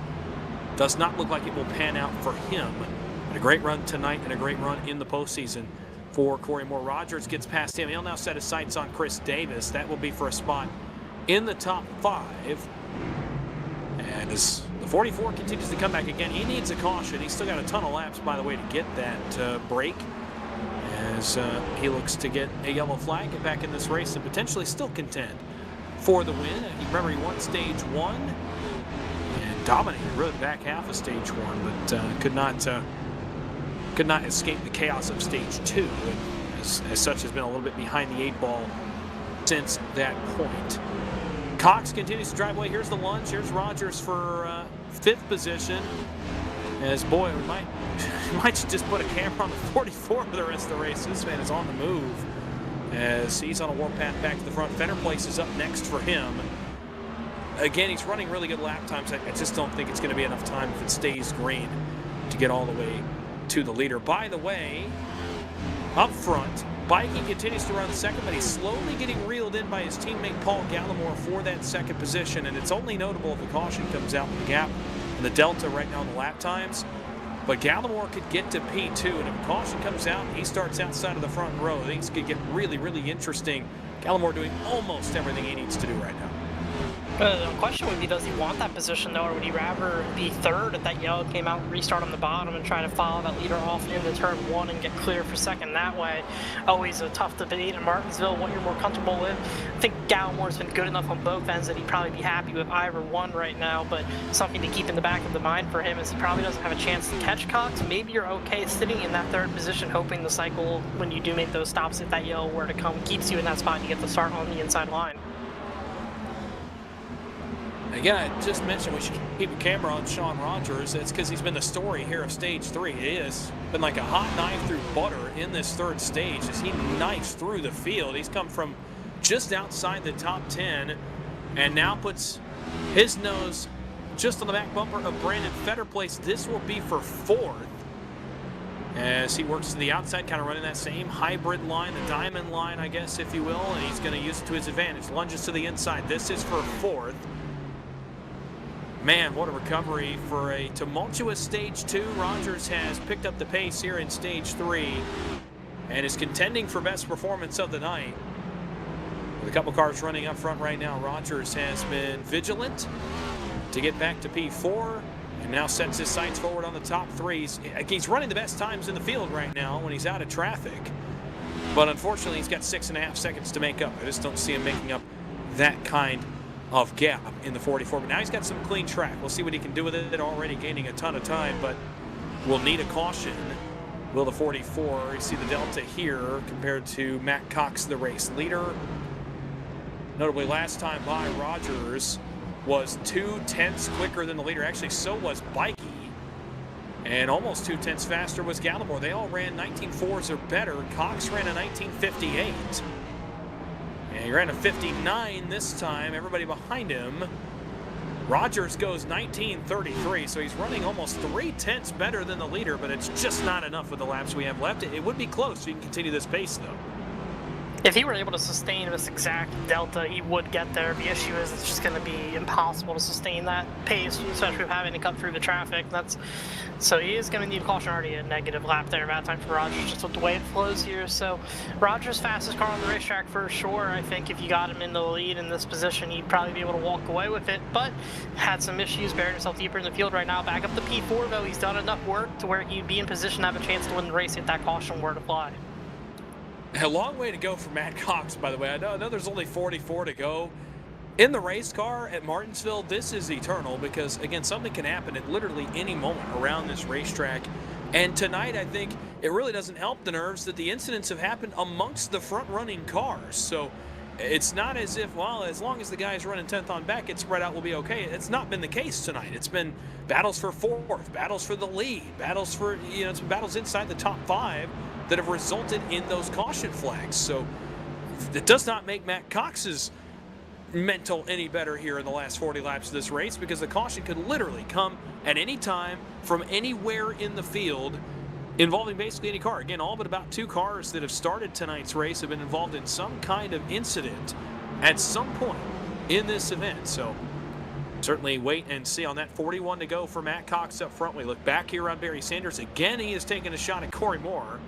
These two have been around each other here for the majority of Stage 3. Alex Coffey is in this battle as well. And actually these 3 rather, are about to engulf Chris Davis. So it's about to be a 4-car battle for the 6th position if they can get to the back bumper of the 74. But Sanders has been working at this pass for, boy, what seems like 40 laps.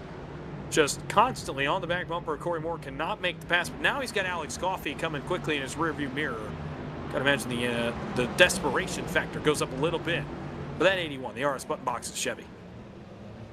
Yeah, familiar sight here with the 81 in behind Corey Moore. That battle took on for quite a while earlier in the stage until Sean Rogers kind of injected himself in the vat, was able to move past everybody. He's driven far away now as we still focus in on back here. Coffey's kind of reeling these guys in, going to play the same role that 44 had played earlier, apply some pressure to the 81 as he looks for a way around Corey Moore in the 19. Moore's just been consistent. The really deep dive right there from Barry Sanders. That would have been the caution if he made contact with the 19 with the rate of speed between those 2 race cars. 37 laps to go for Matt Cox as he continues to run up at the front of the field, and you'll continue to watch here on your screen the battle for the 7th spot. Sanders chasing Corey Moore. Notably, Bikey's car is fading just a little bit. Gallimore is fading a little bit less, but he's running down his teammate Bikey. Rogers has faded as well. He got as close as about 5.6 seconds. He had put another second on that gap, but has not yet gotten closer than that. And I don't think there's going to be any notable lap traffic with only 35 to go. I don't think Matt Cox will get to any more other than Nigel Christensen, who's about to put a 2nd lap down. Next lead lap car would be Wortman, and he's still a good 4 seconds back of the 83 of Wortman with only 35 to go. So we'll obviously keep an eye on it. Matt Cox hoping these laps go by green, hoping they stay clean. Has run extremely well the last about 90 laps or so since we went back under the green flag. And he inherited the lead on the pit cycle. He's been out front for the entirety of this 3rd stage. We'll see if he can continue it on to another win on what's been a decorated season for him as he looks forward to Phoenix next week. We go back to this battle against Sanders on the back bumper of Corey Moore. A familiar sight has been the back of this blue and white Toyota for Barry Sanders here in Stage 3. Gotta imagine he might be a little sick of the color blue by the time this race is over. At least that color blue being in front of him. Another deep dive, almost some contact there. Getting a little feisty between these two with 33 to go, and that's not what you want to see if your name is Matt Cox. Yeah, definitely not what you're hoping to hear going on throughout the field. You see they're catching some lap traffic up here, Johnny Shade, so it'll throw a little bit of a wrench in the things. And a little more contact right there. Barry Sanders definitely getting more and more impatient as they go on here. Tight moment there on exit as Shade's there occupying the outside line. Car pitting up here. At, I believe Huff was down there on the inside pulling down in the pit road. He was laps down already, so not any of the leaders hitting pit road right now at the moment. They should all be good on fuel here, so don't expect to see too many cars peeling off down the pit road. Interesting to see Huff come to pit road. It does make me question a little bit on whether or not we're fully good to the end. By the way, Sean Rogers has chipped another 0.6 of a second off the gap for Matt Cox.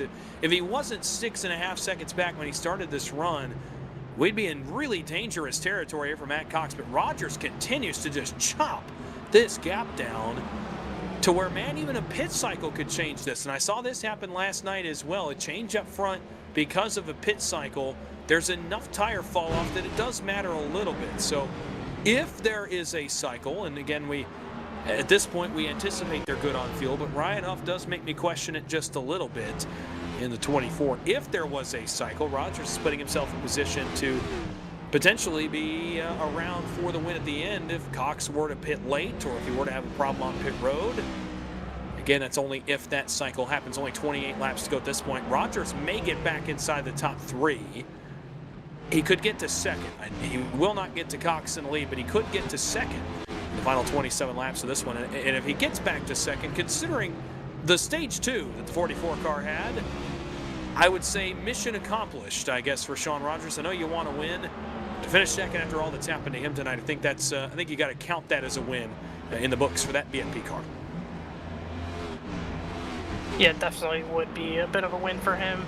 He's looking like he'll be in next week as things are running, but Gallimore up there in front of him. It's been such a solid night, just not quite what he needs right now. Bikey, you see in the picture as well. Just all of these guys chasing over 4 seconds behind Matt Cox in the lead right now. Just another one of those races for Matt Cox where he's just really outperformed everybody in the field and left nothing out there for anyone to have a chance at him. Took over to 25 laps to go. We're into the closing stages at Martinsville. Again, we've been in the longest green flag run of the night here in this later portion of stage number 3.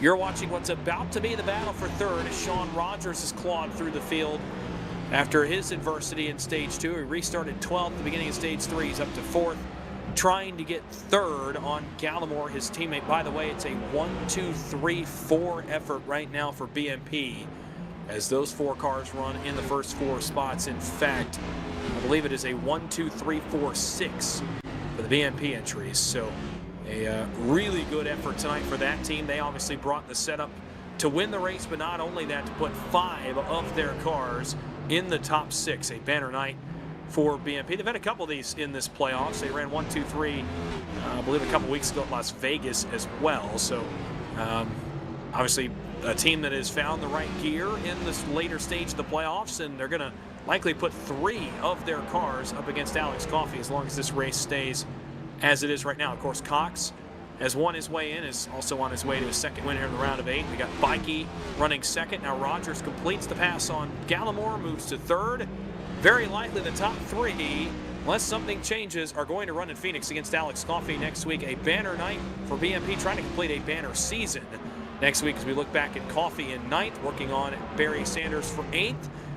Started on the pole, not the night Alex Coffey wanted, but again, you kind of shrug and say, all right, let's go get ready for Phoenix. They're a bigger fish to fry than a race at Martinsville that did not mean a whole lot for car 54.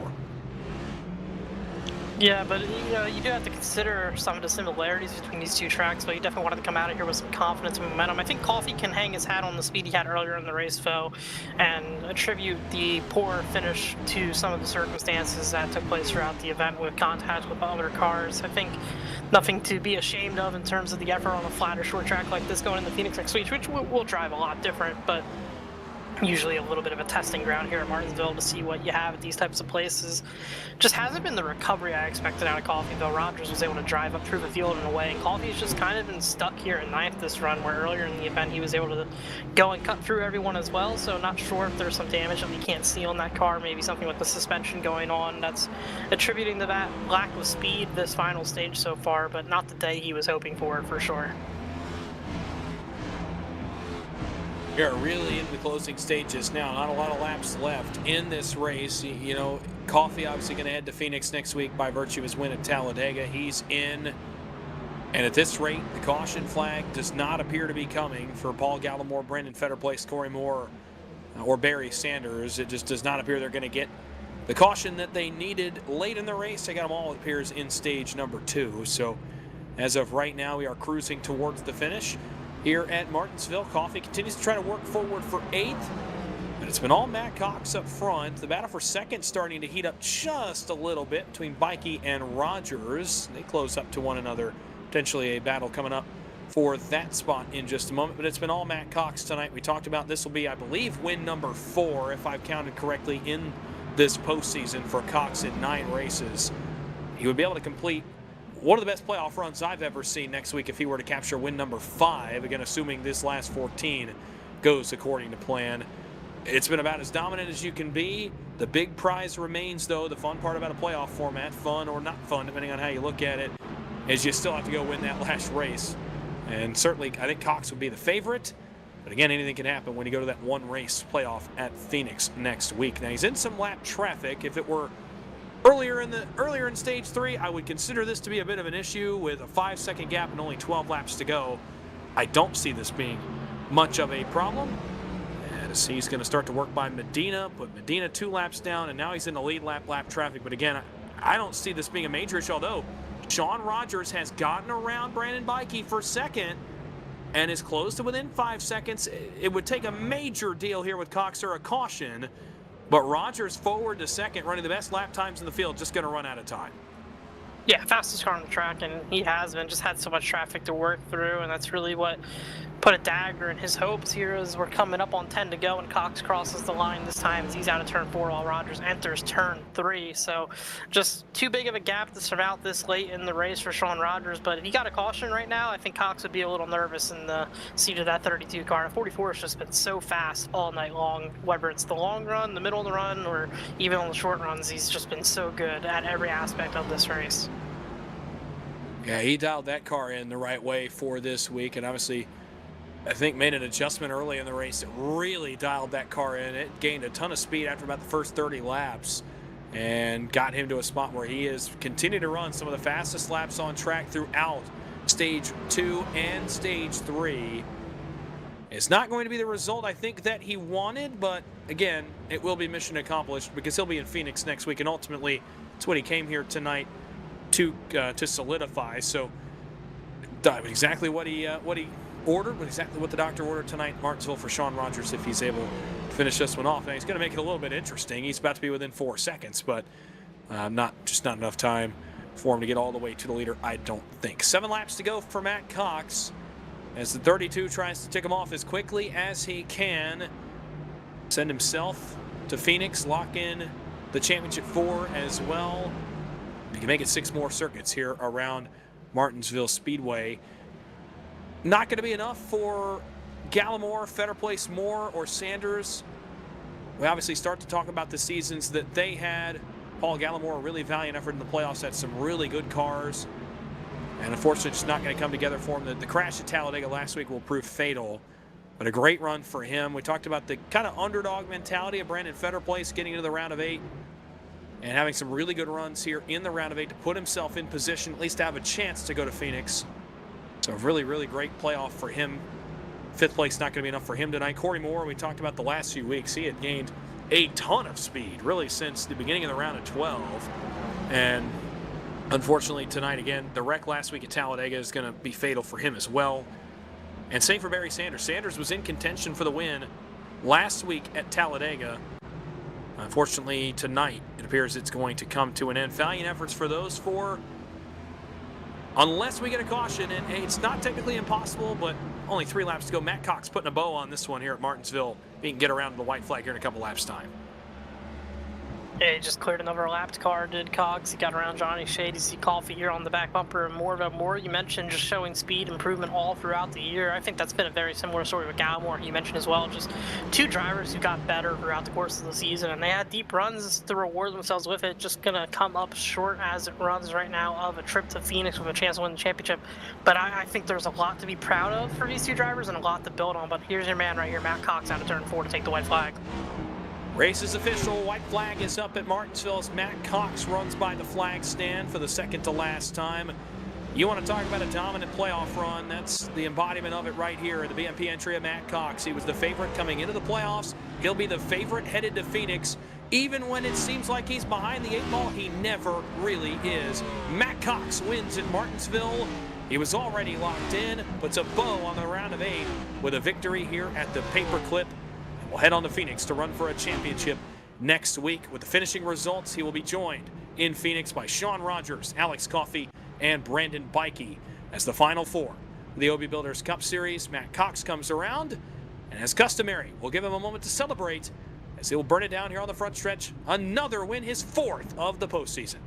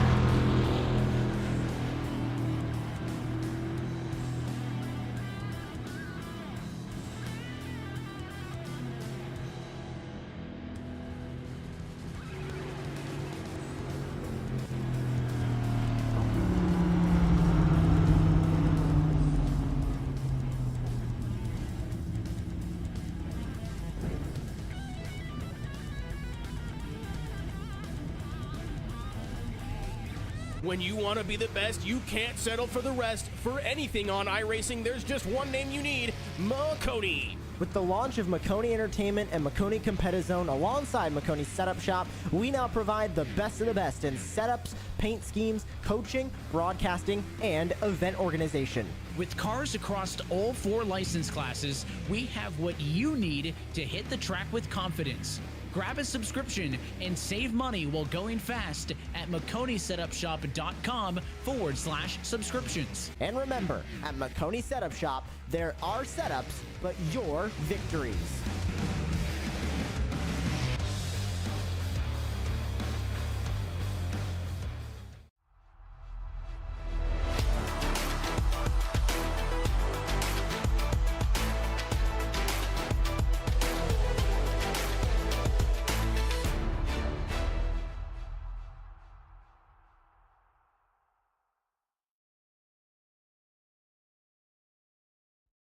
Racing isn't easy, but experiencing it is.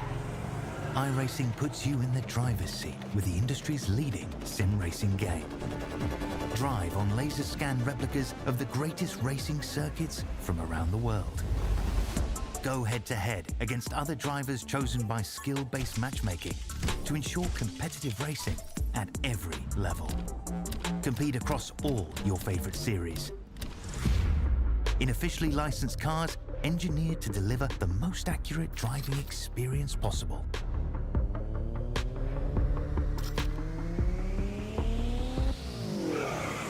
Join a race or host your own with players from across the globe. Race against the computer or in a league with friends. Feel the thrill behind the wheel. Visit iRacing.com.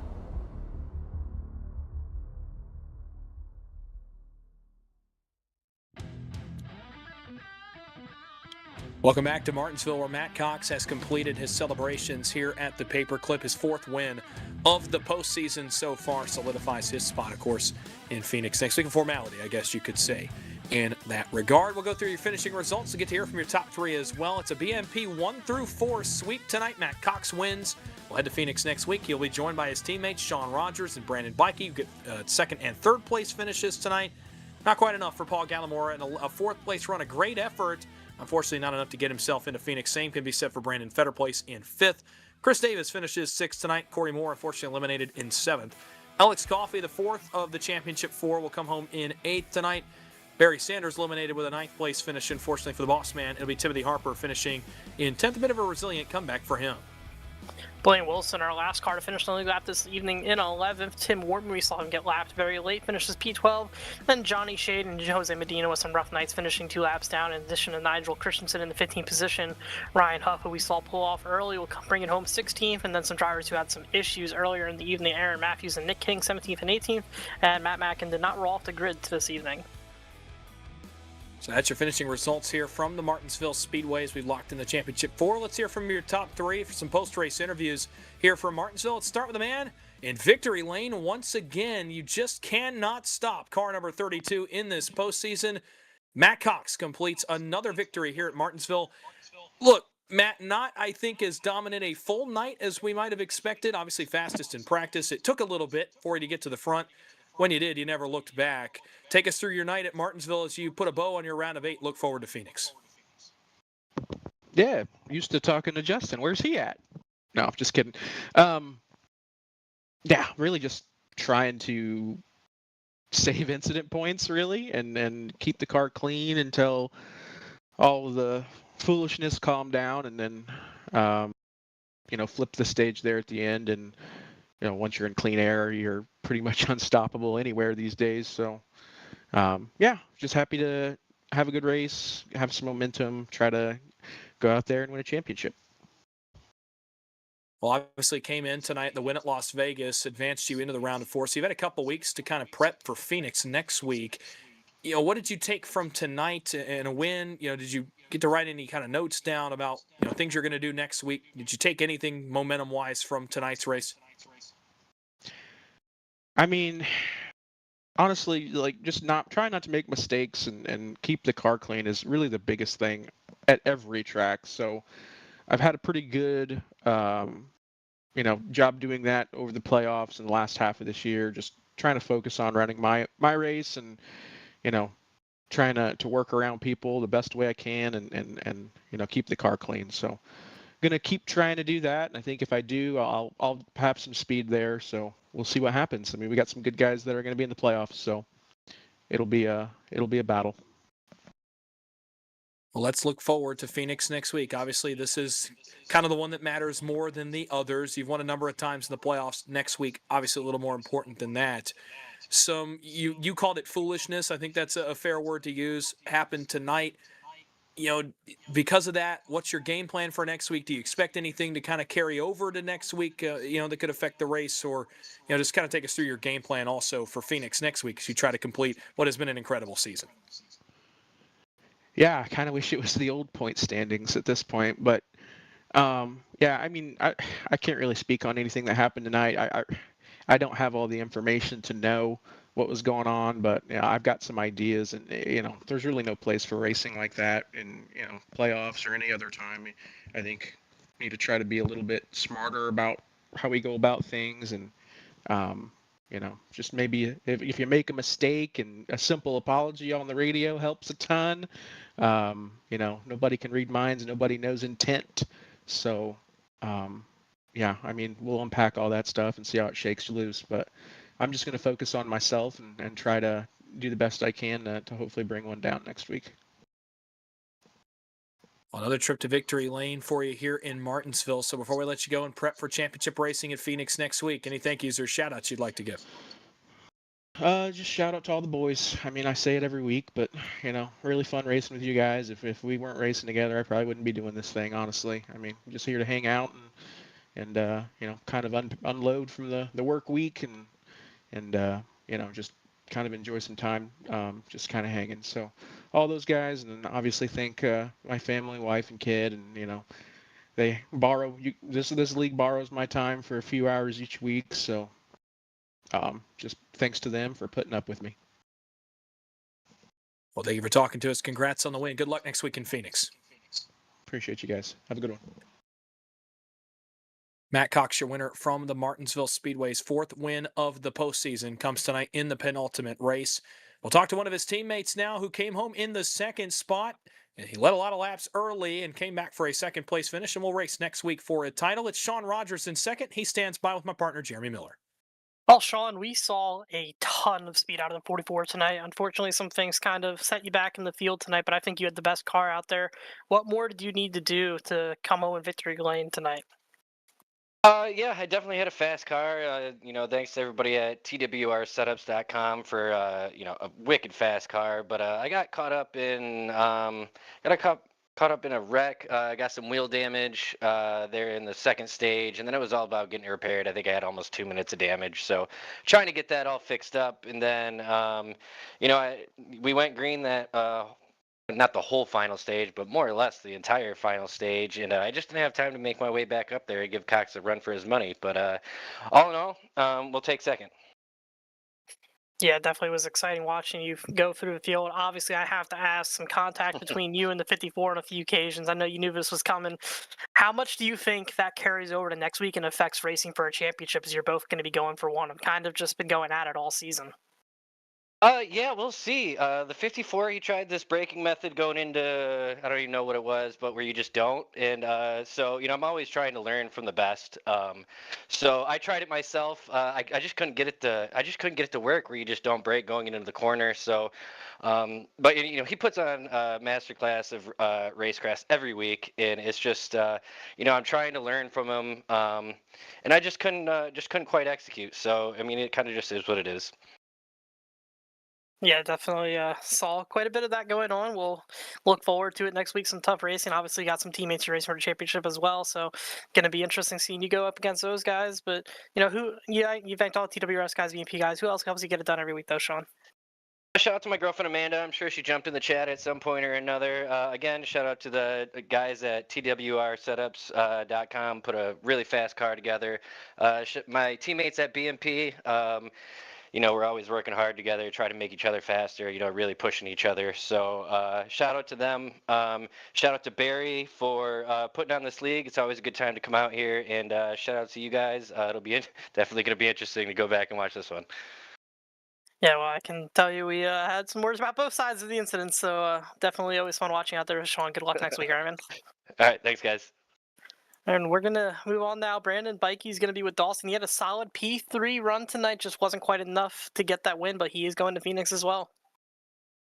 Yeah, Brandon Bikey comes home in third position. It's enough for a berth in the championship for next week in Phoenix. And look, Brandon, this race kind of felt like a microcosm of the playoffs for you, up and down throughout the course of tonight's race, as low as about 12th or 14th. We saw you on pit road a number of times in stage one, topping off the fuel tank, all the way up to the top three, some circumstances, and in the end, the speed of the 27 enough to get you to a third-place finish. Take me through it, a chaotic one here at Martinsville.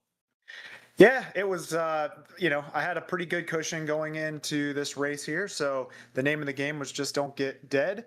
And, I was just trying to stay in the back, trying to stay out of trouble.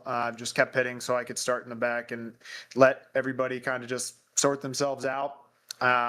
Didn't really expect there to be a long run at the end, which was awesome. That was, this racetrack is hard to drive in general, but it was just try to stay safe. And I got kind of fortunate in the second stage to get up towards the front. I think I finished the second stage in P2. And that was totally a surprise because I hadn't raced this track all week. I hadn't raced it since we were here in the spring at all. So this is not one of my favorite tracks, and I stay away from it as much as possible, but got lucky, got a good stage finish, which gave me even a better buffer. And from then on, it was just don't die and just don't make any mistakes. So I just tried to race smooth and get it to the end there. And, it was awesome finish 1 through 4, and then a 6th place finish for BMP. And so it was amazing to see. Well, let's talk about making the Final Four now. I talked about this race kind of being a microcosm of your playoffs. We obviously will have to mention the penalty at the beginning of the playoffs after Darlington. You go from that, though, to recovering to make the round of 12. You have a couple moments in the round of 12. You recover to make the round of 8. It's been just this up and down train for you throughout the playoffs. And at the end of the day, you end up in the championship 4. Just take me through how it feels, Steve, and sit back and say, all right, I'm racing for a championship next week, as chaotic as these playoffs have been for you. Yeah, it's great. Love that I'm in the position that I'm in. Thankful that I am. A lot of great people have helped me get here, and so just very thankful that we're here, and can't wait to give it a good run at Phoenix. Well, let's talk about Phoenix. Let's talk about the game plan next week for you as you head to Phoenix. Obviously, trying to dial the setup in as well as working on the strategy part of it as well. What's the game plan for you as you go up against a couple of your teammates, as well as, of course, the 54 of Alex Coffey next week at Phoenix for a championship? Yeah, the whole strategy going into Phoenix is unlike in the playoffs where, I guess you're sort of incentivized to win, but you're not really, because I had bonus points coming into each round. So I just needed to not make terrible mistakes. And, the first round with a silly penalty that I got 0 points because I hit somebody after the race was over, which caused no issues at all. But that was silly. But other than that, the name of the game was just don't make mistakes. Now the name of the game is win. And so now I can go full force and actually try to put on a good showing here. And been working all week on Phoenix already, just setup wise. We're going to keep working until next Wednesday. And I plan to come in here as prepared as possible and give those guys a real run. And hopefully I can be there at the end. I'd love to see my guys finish 1, 2, 3, and that's going to be the game plan. We're looking forward to it tonight, though. Third place for you in Martinsville. It's good enough to advance you to the championship 4 next week. Any thank yous or shout outs you'd like to give here on the way out? Yeah, everybody at BMP. The team is it's filled with such amazing guys. I love racing with them. We've been together for about 2.5 years now, at least. Some of us have been together for about 4 or 5 years. So love those guys. Team Watson Racing. It's one of the best communities as a whole that I've ever seen. We're a set up community over there. I really implore people to come over and take a peek. You can go on our website. You can get on the Discord from there. It's even if you're not, wanting to purchase setups, we are still there to help. We're still there to coach.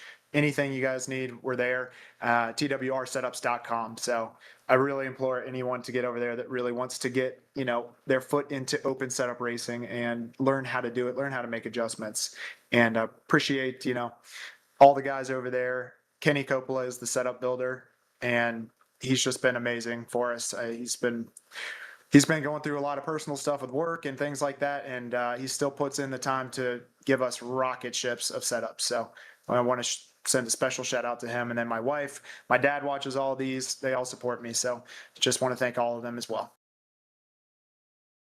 Congrats on the third place finish tonight, Brandon, and good luck next week in the championship race at Phoenix. Thank you, sir. So Brandon Bikey will round out the podium finishers here tonight at the Martinsville Speedway with his third place effort here tonight from the paper clip. But we'll start to look forward now into next week. It's time to crown a champion in the OB Builders Cup Series for Moonshiners Racing League. Of course, next week is Phoenix. This is the one that matters the most. Of all the races this season, 4 guys have made it to an opportunity to run for a championship. Of course, again, Matt Cox, Sean Rogers, Brandon Bikey, and Alex Coffey will battle next week for ultimate glory in Moonshiners Racing League competition when they battle for a championship in Phoenix. Jeremy, will bring in one more time your takeaways from a chaotic night at Martinsville, and also what you're looking forward to next week as we battle for a title in the desert. Yeah, great race tonight. It's a great green flag run at the end there. You don't see that a lot of Martinsville, so that was really impressive from everybody on the track. So props to every single one of them out there being able to do that. But moving the Phoenix to the championship, I think there's a lot of work for Coffey and that 54 team. The PMP cars just looked so good tonight, and I think they're probably going to look really good next week as well. But don't count on Coffey either. He's shown he can turn it on when it matters all season long. Looking forward to crowning a champion next week in Phoenix and wrapping up what's been an incredible playoffs and a great season for the OB Builders Cup Series. This is where we bid you farewell for the night, though, as we wrap up our coverage from Martinsville Speedway next week at 8 p.m. Join us for the championship race the Obi Builders Cup Series, and the Moonshiners Racing League here on Precision Production Network. I want to thank my broadcast team here tonight. Our producer downstairs was Christian Hill.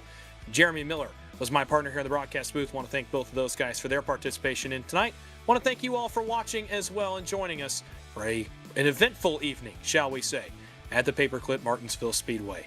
Matt Cox wins, 2 wins in the round of 8. He's in the Final Four with his win tonight at Martinsville. Next week, we'll crown a champion in the series in the desert. Hope you'll join us next time. Thanks so much for watching. Until next time, good night.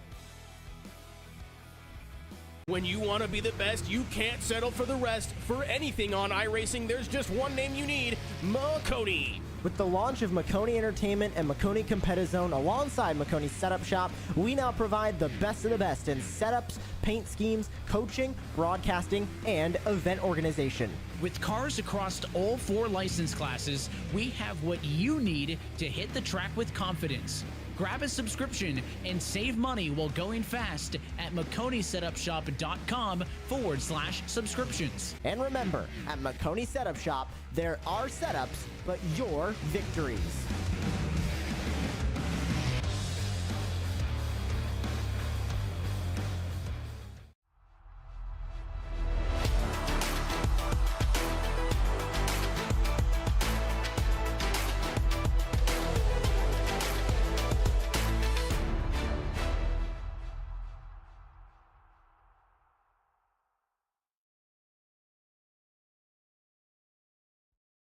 Racing isn't easy, but experiencing it is.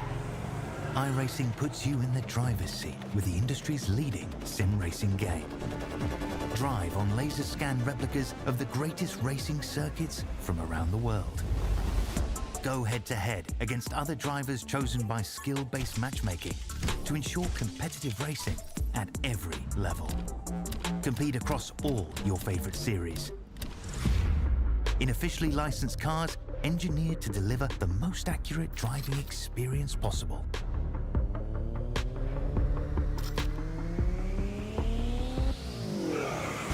Join a race or host your own with players from across the globe.